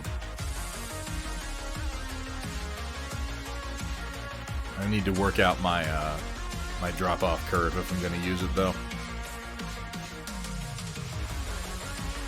See, Kursala, that's why I don't, I'm not watching new shows anymore. At this point, unless it's a fucking limited series and I know it's going to be a limited series, or the show has already been on for a number of seasons and it has ended and people go, the ending was satisfying, then I'll watch it, because so many shows are written with the intention of being serialized out into multi-season shows, and then they get canceled and we never get a fucking ending. This happened with that J.K. Simmons show with the parallel reality. They never got an ending. Just kind of ends all at once. It's happened with a bunch of shows on Netflix. They cancel everything after 3 seasons and it never seems to wrap up. I'm just like, fuck it. Fuck all those stupid shows. I'm so tired of getting half-assed endings, and I'm so tired of storylines that are designed to drag on forever and ever and ever. This is one of the reasons that I really like Mike Flanagan's shows as much as I do. Haunting of Hill House, Haunting of Bly Manor, Midnight Mass. They're one and done. You're in, you get the story, you're out of there. We're gone. What happens after that? It doesn't matter. The story's told. Exactly, Kursala. Exactly.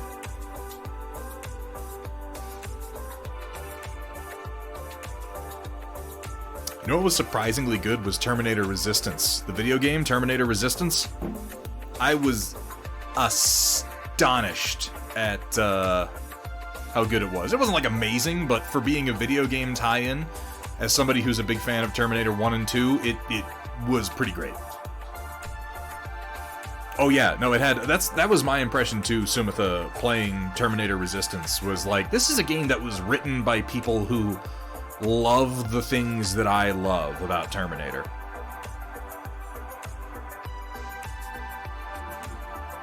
It's about a parallel dimension that is identical to ours, except insofar as they suffered from a gigantic pandemic that changed the texture of their culture. Which is kind of ironic given that just a few years later, COVID would happen.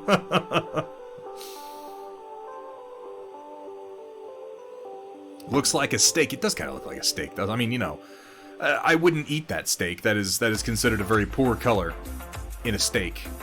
But I can see how you're getting a little bit of a meaty texture out of that one. And like the new Aliens game, the sound work in Terminator was excellent. Oh, if yeah, you like don't that. respect the cat, you're gonna get the bat. Oh, that beefy sound that they gave to the pulse weapons in Terminator Resistance, that... That's a terrible sound effect that I just did, but it sounds really good in the game. And they managed to make the Terminators themselves really, really threatening. Like, you fight a bunch of other robots, but when there's like a T-800 Model 101 coming after you, like, you fucking know it. You fucking know it. Data Nerd, here, just for you. All right, locusts and gentle mechs, get ready to feast your eyes on glowed paint and wet palettes with the occasional culinary atrocity thrown in on tonight's Storm Report. Brought to you by viewers like you. Yeah, what the square describes is the setup for Counterpart. Never got an ending, though. It went on for a few seasons, then got canceled. And when I hear that, I'm just like, never mind, I'm not gonna watch it. I'm not even gonna fucking bother with it. That, and they include that fucking song from Tech Noir in Terminator 1, that like, you got me burning, you got me burning. They got that periodically on the radios. I thought that was a nice touch.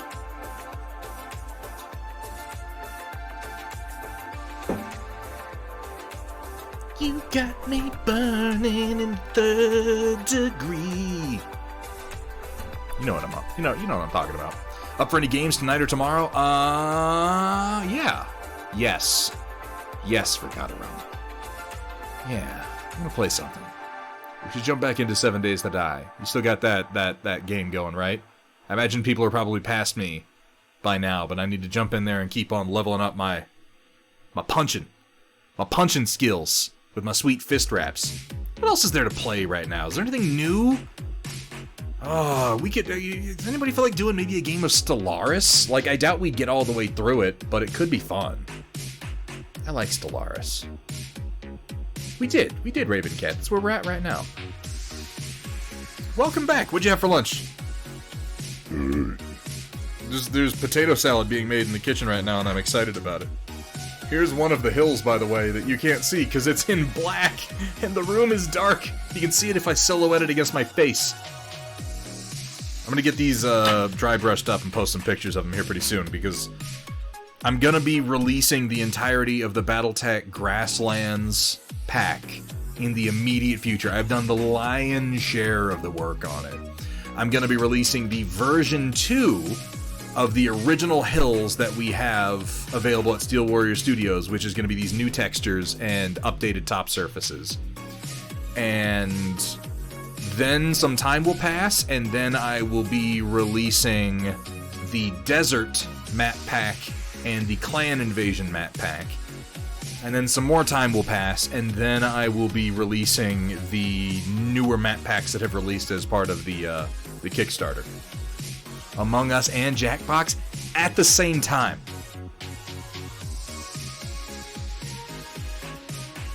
I'm into that. Made some BLTs, fried some fries, cut vegetable strips. That sounds fucking delicious. I love BLTs. These are among my favorite of the sandwich options.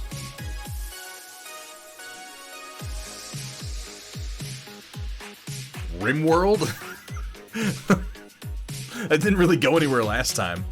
I'm not opposed to it.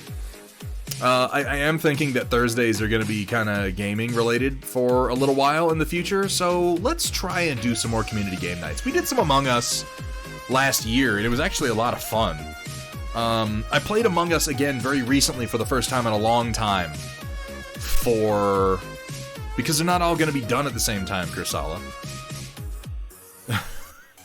Because I have more work to do before those other ones are done. The basics of them are modeled. I should say that, Kursala. I'm going to be releasing the non-sculpted, simple, primitive versions of all of them well before that. But the sculpted versions are just going to take more time.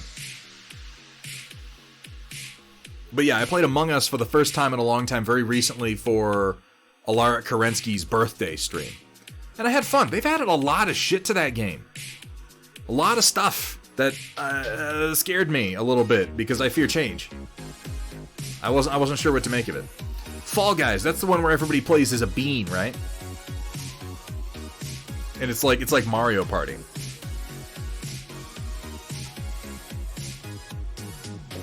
I'd be into that. Yeah, I mean, to be fair, Sumatha, you're also talking about Among Us. Among Us technically still exists. Is anybody really talking about it anymore? Not really. Fall Guys is no more dead than Among Us is. It's also gotten updates and still exists and people still play it. It just doesn't have that weird oomph push that it got when it had been out for a while before it got popular on Twitch. All right. Let's do the Storm Report. Let's see what we got here.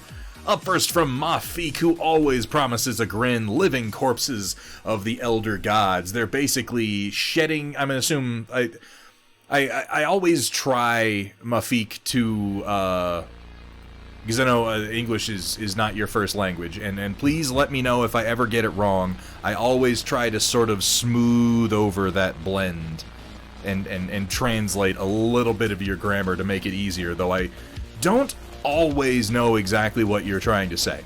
That's what I'm saying, Mafik. If I ever modify what you've written and I get it completely wrong, please let me know. Basically, shedded skin of their former body as the soul has left to make a better body for themselves than the living corpse. They're aimlessly crawling around the broken void, waiting to be rotten. But the ability of immortality still remains in them, even without a soul or purpose. Oh, so they're just like zombie gods? That's horrible. Luckily, there's no record that this thing has attacked anyone. It just ignores and doesn't give a fuck when it gets hit with multiple projectiles. When the winter comes, it immediately goes into hibernation for 3 months. 4 days in our world. Oh, that time dilation. Sometimes go to their own death by falling from a cliff near the seacoast or being eaten by gigantic sand centipede eldritch. That's like an interesting combination of Dune-style Buddhism and like Viking death rituals. Oh god, how horrifying. I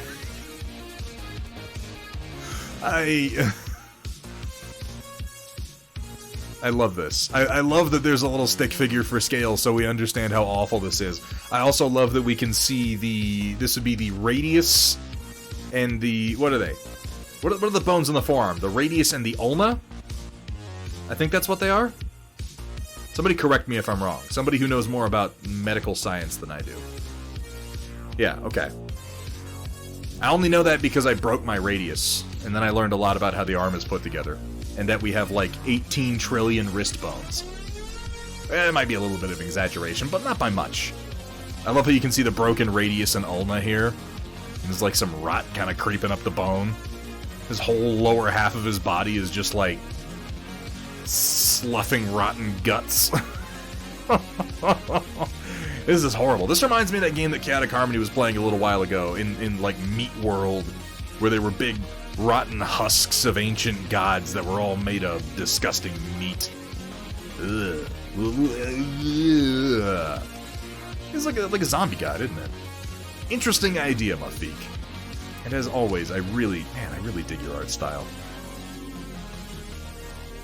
27 bones on a hand, the wrist is a you with your technicalities. The wrist is a joint, okay, sure, but just above it, there's this little cluster of teeny tiny bones that make up, I suppose, the bottom of the hand. But it's, once you really, I mean, it makes sense when you look at your hand and you start to move it around, like shift it this way, shift it that way, up and down, everything in between. You think about what's required to have two sort of flat pieces like this joined end on end and move like this.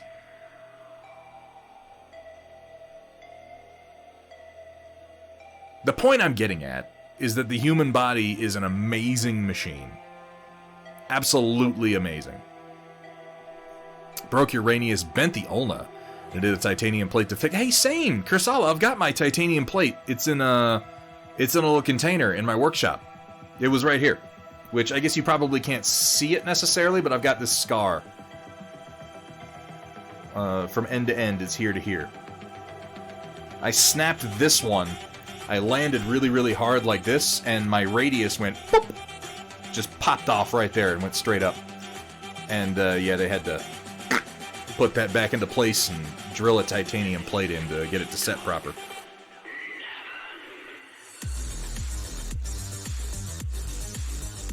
Yeah, have you really? I'm sorry, I didn't notice, Riot Sister. I would have told you. Yeah, that's where my arm snapped in twain. I still have, man, just because of the way that it healed, I've got these little spurs of bone from like where the screw points were, and if I press down on the scar, like I can cause myself significant pain by rubbing against those little just bone spurs from the knitting process. It's really unpleasant. I had to get the plate out before I joined the army. I didn't ignore you, Riot Sister. I didn't see your question. Let's keep going. You know, that's the thing, Riot Sister. The human body is both incredibly fragile and also incredibly resilient. The human body is capable of feats of healing and regeneration that many animals are not. We have the capacity, admittedly somewhat because of our other evolutionary traits like culture and communication. We have the ability to heal from things that most animals would just die from, which I think is fascinating. I mean, everything is relative, but we are simultaneously fragile and incredibly hard to kill relative to, again, other mammals on the planet Earth. 2 of the 6 screws are loose. Good God, Kursala. Yeah, no, get that fucking looked at, dude. That's not good at all. I guess I should keep going with the storm report. I'm easily distracted. The first gunplay kit of 2022 finished after about 4 hours, and I'm mighty pleased with myself. At the same time, I'm realizing that I need to buy/3D print a couple of action stands so my kits aren't limited to stable standing poses. I'd imagine you could make some pretty badass stands with a 3D printer. Like, almost anything you want. You could make a stand that connected into, like, those engines on the back to make it look like he's shooting up into the air. Vergaderung has done a few things like that for his mechs, for his Ostscout, and he's done one when he did his Butterbee catapult very recently.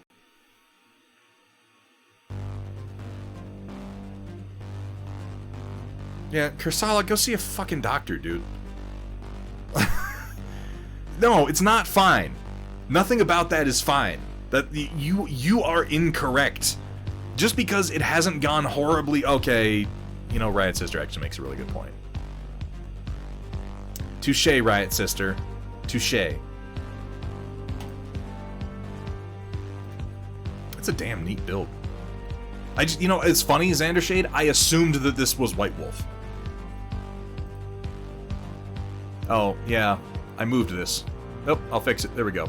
I moved this last time because of what we were looking at. When I saw this, I assumed that it was White Wolf, because that's usually what we get the gunplay kits from. It's interesting to see some more. I need to build my Dugram kit. I realized I looked away from the microphone as I said that. It's because it's on the shelf up there. I went and I looked at it up there. I got a really, really cool Dugram gunplay kit, and I have not built it yet. Yeah, it's been the way for 15 years. It's fine. Kursala, I propose that you are full of shit, in addition to being full of loose screws. I don't recognize this one at all. What is this from? Because the sword is covering up the transition from A to S, I assume it says Gundam Ashtray. It probably doesn't. I'm gonna assume that it does. Lovely build on this. I'm consistently impressed at the detail and specifically the posability of the joint mechanisms on these, like how high up the arm is lifted. That's not an easy angle to get on a mech sculpt. The shoulder joint is a very tricky one to build while we're talking about the human form, the bipedal symmetric form. Shoulder joints are tricky. Very tricky to build indeed. Delicate too. Well, it's Sumatha. Fucking there. How's that? That's set it on. You know what? I'm gonna put it over here. There. That's where it's going from now on. It's never gonna move again. Shoulder joints that have armor especially. Yeah, that's something that I realized once I started, it's nerdy, but when I started doing SCA and doing like heavy armored fighting, like you realize, because you put a piece of armor on your shoulder and then it's like, okay, now lift your arm. And you're like, oh yeah, no problem. And it goes junk right into your head. And you're like, oh shit, oh that doesn't work at all. It's why you wind up with lots of armor plates that don't cover the sides, but just cover the outer and the point, and then because they have space and flexibility to kind of go up between your head and the point of your shoulder when you lift your arm.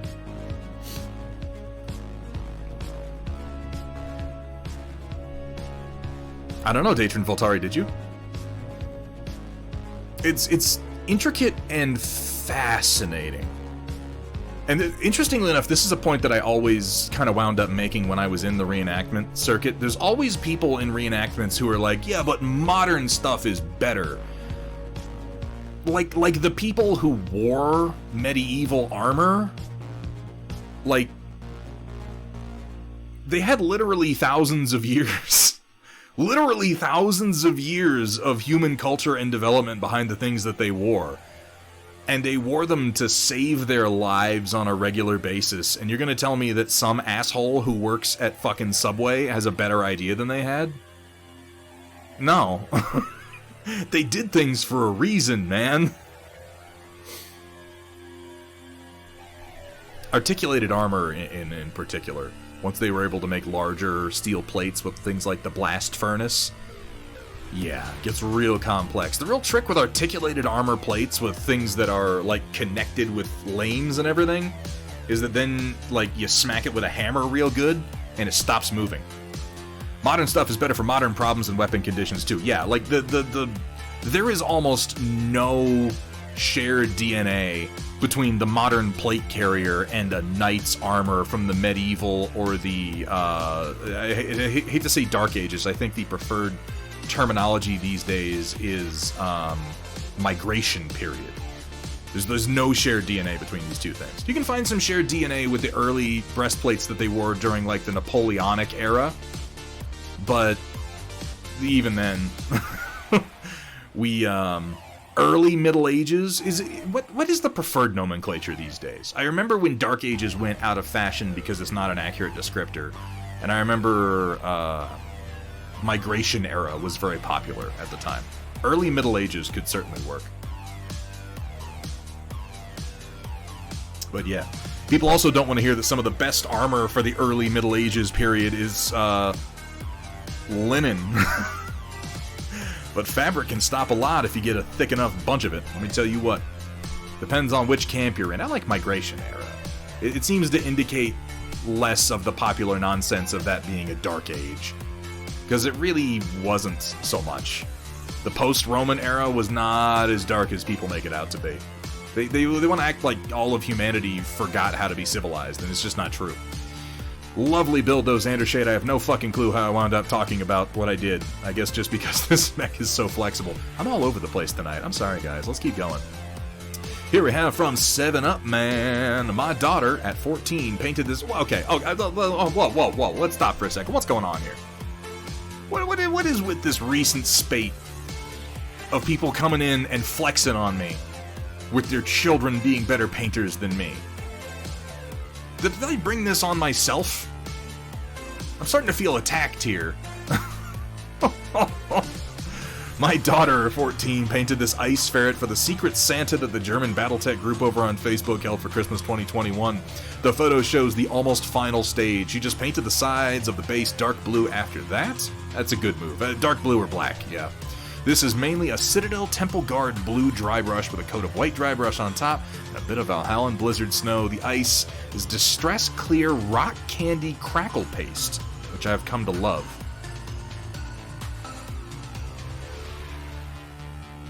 I'm feeling just so inadequate lately.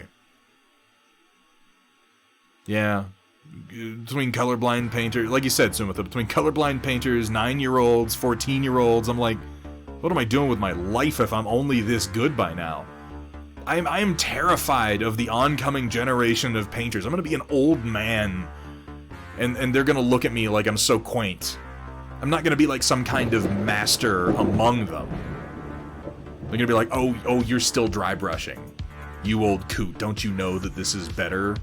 Look at me using my laser paintbrush to achieve NMM with no effort whatsoever. It's bullshit. It's bullshit. What isn't bullshit, though, is Pavel the Pooh dropping me a follow. Thank you so much for that. Welcome to the stream, my friend.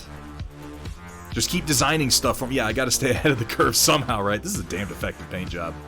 This is pretty good. This is nice. This is a good use of dry brushing, good brush control on the metallic parts. Nice job on the snow base. I like how there's little bits of it kind of cropped up on the mech itself. If I was painting, let me tell you, I painted a few things at 14. They didn't look this good. They did not look this good. Damn fine work, 7-Up, man. Please pass on my compliments, and please keep that girl painting. There's a lot of potential there. There's a whole hell of a lot. You're probably right. You probably have the right of it, Roland. They'll just stop painting entirely. Old Man Thud is still working on those hills. They're going to be perfect, damn it. So what if everyone is using lasers to 3D print now? Here we have from Ravencat, PPC capacitor crits. There was an error in printing the right rear PPC, so made a kaboom. That's a good use. That's a good use of a misprint. This paint job is actually working out pretty well for me, too. This looks like it was probably fairly quick and dirty for the most part, with some attention paid to doing the heat discoloration on the barrels, and then coming in to do the handwork for these, like, caution stripes we have going down the sides. But I actually really like this kind of oxidized green, with the kind of warm, almost chipped look on the raised parts. This is nice. Yeah, no, I like this a lot. Effective, too. I love the use of the yellow and green next to one another. They stand out so well. Good job on the basing, too. With the cracked sort of Badlands earth. A little bit of color in there, some reds and yellows. Yeah, it looks like it's worn off. It looks very natural.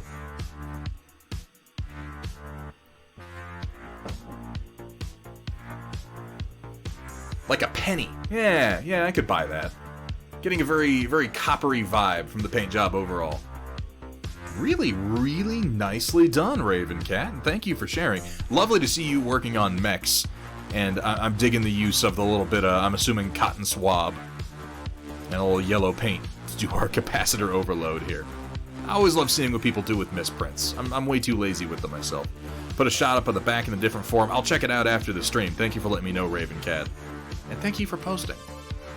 Here we have from Squared. First Rifleman in the Somerset Strikers color from a while back has been varnished and based, along with my latest Orloff Grenadiers 1. Oh, getting those finishing touches done, you know. It's funny how many times I can do the lion's share of the work on a project, like get it to 90%. And it's like, all I gotta do is base it, all I gotta do is seal it, all I gotta do is do the little finishing touches, and for some reason it's just like, I don't feel like it. It takes me months to get to. I can't explain it, but it seems to be a pretty common phenomenon. Loving the Somerset Strikers camo over here, and that nice bright red really brings that cartoon look together. Good job on the basing in particular.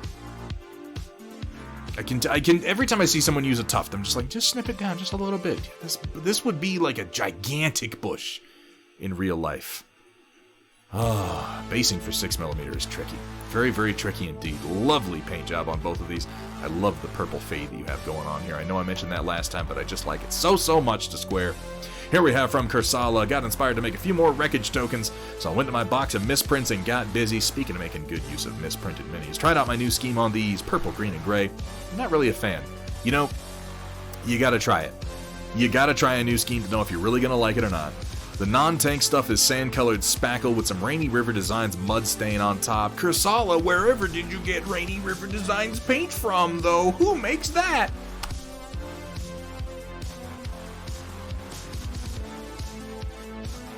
Seriously, though. You can always hit ! Rainy River in chat, as Sumitha just did, to get a link over to Rainy River Designs. Get you some pretty excellent acrylic paints, washes, glazes, basing materials, minis, and even Thunderhead Studio merchandise. Which, obviously, is the most exciting thing on that list. Obviously. The left one looks like it's being turned to sand. It does a bit. It looks like Thanos is snapping it out of existence.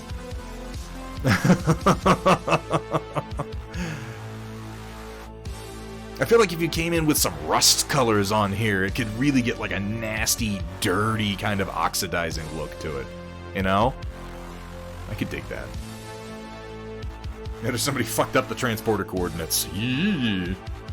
That's a great episode, wasn't it? The phase cloak? I like that one. That was a good ethical episode, too. With Riker making that really, really hard decision to turn against his former commander. Pegasus. Yeah, that's the one. Slap chop. You're gonna love my nuts. How you doing, Voxel Forge? We're always talking about Star Trek, Ren. We're always, even when you think we're not, I promise you, we're low-key still talking about Star Trek.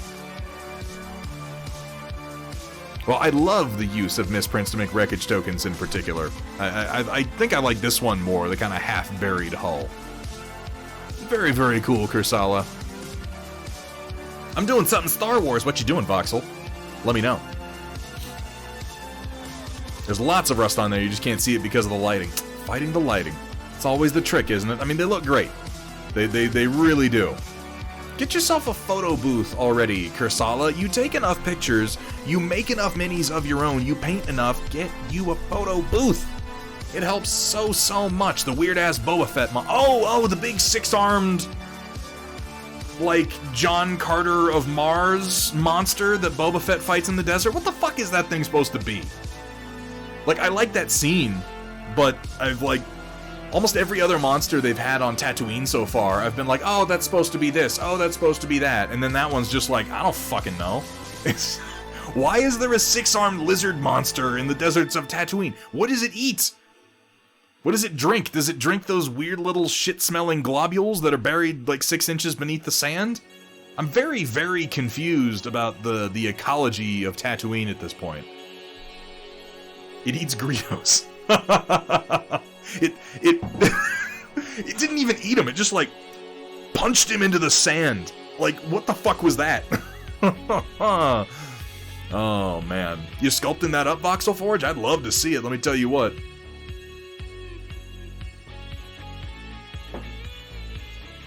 I think the effect worked. I think Kursala, the half-buried effect on this would work if you had more lateral space to work with, because it's kind of abrupt and vertical, and what you want is more of like a long, sloping sandbank, you know? That's just my thinking on it, because right now it looks more like it's been cut off. Machamp's final evolution. I love it. I love it. Here we have from Ren Momo working on some of them mechs. Oh boy, oh boy, oh boy. We got some 3D prints going down. That's a swordsman there, maybe? We got a Valkyrie, I'm thinking. We got ourselves a Panther. Is that a swordsman? Lancelot? Maybe. I know this is a Valkyrie, because I feel like this is one of Sylogy's sculpts. They're good-looking prints, Ren, and I'm excited to see you working on Battletech, dude. Please continue to post these as you work on them. Looks like you got a good grit down for the basing, too. I want to see how you wind up painting these. Oh, besides the Viking, you have no idea what they are? Yeah, this is a Panther, this is a Valkyrie, and this is I guess it's not a swordsman. It's probably a Lancelot. Oh, Wolfhound. Oh, okay.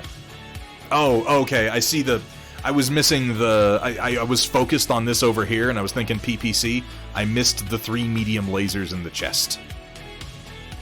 Yeah, it's definitely a Wolfhound. Good-looking prints, Ren. Please share as you get some paint slapped down on those bad boys. Voxel Forge, feel free to drop a link. Drop a link to your Instagram in chat, so I can click on it, please. Here we have from Notorious Maximus, our very own Cybern Knight. Just a quick pick before work. Temperatures are up from the -20 it's been. Jesus, that's terrible. So I was able to get the printers going again. So here we have the second pass of the upcoming Reckoning's arms. Ooh, it's exciting. Still some more tweaking to do, but at least I'm getting back on track a bit here. PPC on the left, snub-nosed PPC on the right. Yeah, that's pretty rough. That's pretty rough. Let me see. Oh, that's pretty cool. I like it. I like what you're doing there. I'm going to drop you a follow.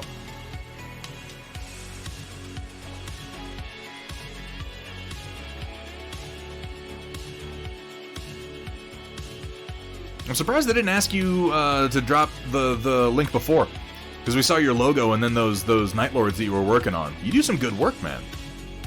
I'm digging it.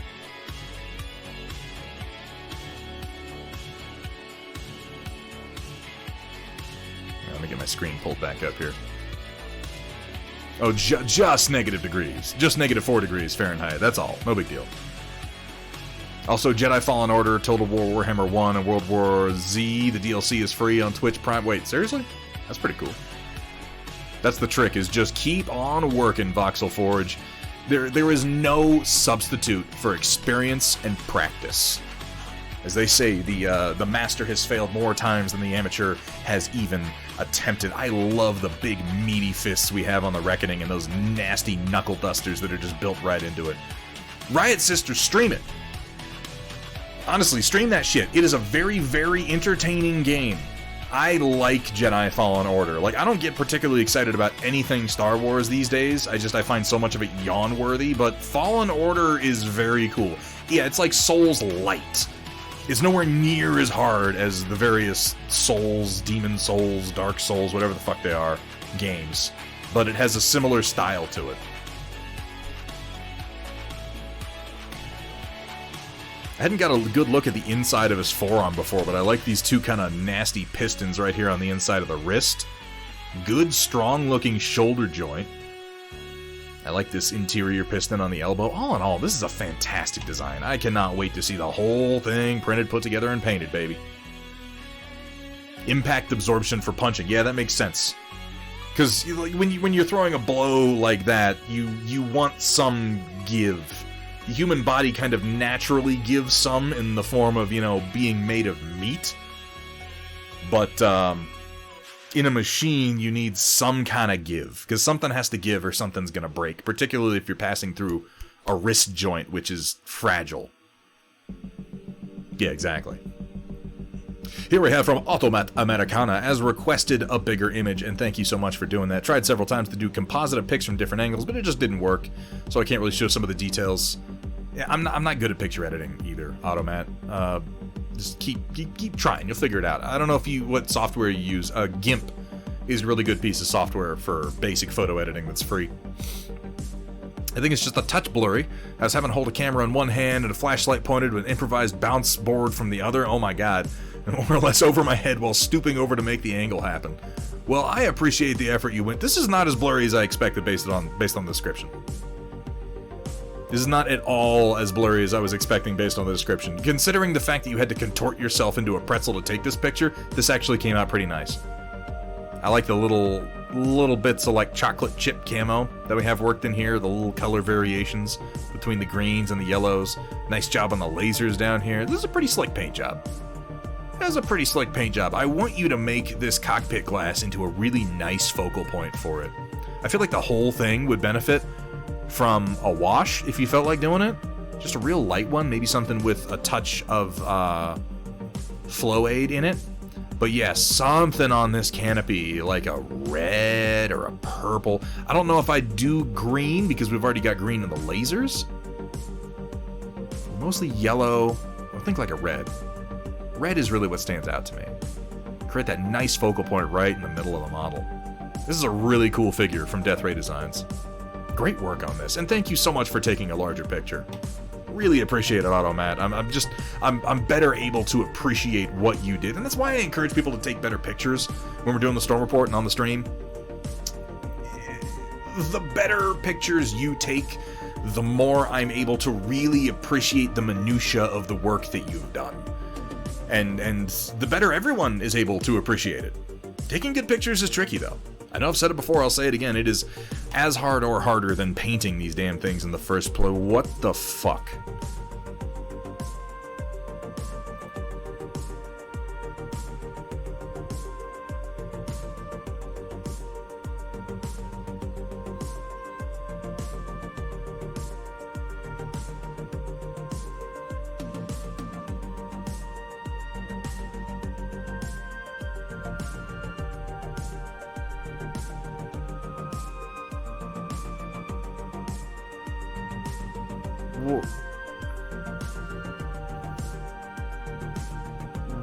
Why would you do this?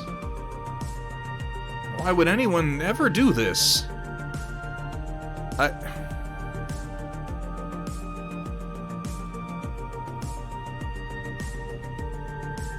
just move on. Let's just move on. Let's Zombie Bro Studios sharing such great content. Oh my god, I'm so glad he posts. Here we have from Severe. Back in the saddle again. Glad to hear it, Severe. Got some work done on my nids. Bit messy from the dry brushing, but coming together. There is nothing wrong with messy, particularly when you're painting organic details. And honestly, man, I tell you, another thing I'll say time and time again, we are our own worst critics. And I do not just mean we are harshest on ourselves. I mean we are the least qualified to judge our own works the majority of the time. This looks really nice. The temperature contrast that we have between the red and the blue, the fact that you have some nice kind of warm yellow shadows down in the blue, this sort of nice cobalt color that you have going on, I like this. I like this a lot on the plating. I feel like the red is perhaps the most incomplete of what we're seeing here, but I gotta say, this blue color you have for the carapace, this is coming together fucking phenomenally. Really, really liking it. Reminds me of Digimon on the head design. I never played or watched Digimon. I really don't know much about Digimon. I remember it existing, but I never got into it. I guess I remember there was like one that was like a T-Rex dinosaur with like a spike on his head. I guess I could kind of see that. Maybe a little bit. Digital Tyranids, that's no good. Is this the new Biovore? I just realized what I was looking at. I was staring down the barrel of his big phallic back cannon. Did the Biovores get bigger? I don't remember the models being that big. Exocrine. There are a bunch of Tyranid bioforms that I'm sure I don't recognize at this point. It's been a long time since I've bought really any Games Workshop models. Your core theme here, though, your primary color scheme, is fucking solid, Severe. I'm loving the look of it. Keep it up. Please share this group as you continue to work on it, because I really, like right here in particular, I'm loving the look of this Carapace blue. That is nice. Here we have from Punished Think. Just want to give a quick whip of my next Pi Galaxy mech, the Mad Dog. Gonna be working this more tonight. One more mech and I'll have 1 star out of 3. Oh, you mean the vulture that you're painting. Oh, I see. Okay. It's a very nice vulture that you're working on there. Really digging these close-up pictures of this kind of shatter-style camouflage. It can be very difficult to get the hard lines of this to come across when you're working with this many directional changes on a surface. I have to say that I think CGL has gotten better at, I think it goes without saying, but I'm going to say it anyway. They've gotten better at their sculpts from the first to the second Kickstarter. They are easier to paint with deeper details, and in many cases larger details, and more flat surfaces that can be patterned and decaled very, very well. Particularly looking at this vulture. There are huge improvements made on this compared to some similarly designed Inner Sphere mechs from the first Kickstarter. Yeah, chunkier. Definitely chunkier. Lovely work on this. Really do dig that shatter camo. And here we have from Sumatha, Operation Lancaster Thunderhead exclusive preview. Hot off the press to boot. Well, we all knew this was coming. I've just received the final versions of the art for the Reckoning Assault Battle Mech. Not much can really be said that hasn't already been stated about this 85-ton war machine, so I'll save Thunderhead a lengthy write-up tonight. It's just a badass beefcake that's built to pound.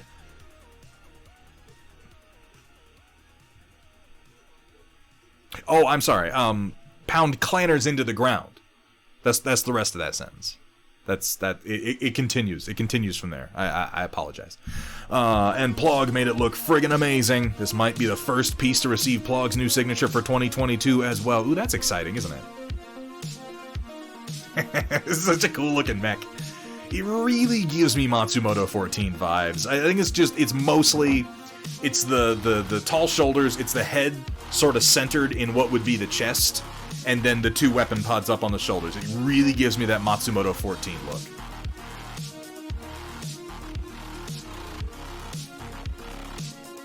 And look, he's got a fist right on his dick. It's a nice touch. No, Steiner. You're so silly. It continues to remind me of Gossamer from Looney Tunes. I know that that's probably not the comparison you want. But I look at this mech and I see Gossamer. I don't know how I'm going to paint that, but I've got to figure out a way. You know what I mean. Those of you who remember Gossamer from Looney Tunes, you know what I mean. God damn it, Plug. Damn it, Plug! I love the kind of loose, sort of abstract texturing that he did down here for the ground. Just to kind of establish a floor plane. This is really cool. And so much wonderful use of kind of reverse highlights. Dark plates and then light edges, that kind of reverse space. Oof. Ooh, ooh, ooh, ooh, ooh. He's such a damn talented artist. I still fucking geek out over the plug art that you had done for the Borealis. Oh, that reminds me. I haven't said this to anyone at all. I've started working on a new dropship. It's not the Borealis Mark II. The Borealis Mark II is going to happen, but there is something new in the works. It probably won't emerge for a while, but I've been meaning to try my hand at making a hex-friendly spheroid for some time, and I have made more progress in the last week than I did in the previous 6 months. Merlin Models, always good to see ya. Zbrush Studios, by the way, is officially uninvited from ThunderCon, for reasons that are probably evident in chat. But with that last look at The Reckoning, which will soon be available from Metalcore Collectibles, ooh, that's exciting. That will bring us to the end. Soon with that, I'll be happy to share. That will bring us to the end of tonight's Storm Report. And as you might have guessed, the end of tonight's stream. Man, oh man, who's doing what tonight? There haven't been as many people streaming lately. My raids have had limited options. Kaylee Larson's going, Goblin Welder's painting some Warhammer, Useless Wizard is going. Let me see who else. I like Useless Wizard, he's a good guy. He's not as useless as his name would imply. Oh god, excuse me. Zbrush is painting. Sea Fox. Actually, a lot of people on right now. Let's head on over there to Zbrush. Let's see what he's up to.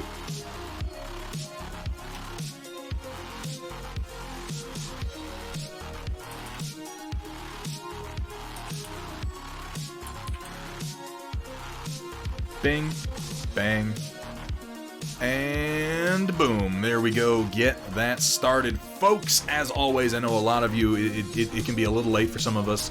I know that many of us are probably headed off to bed now.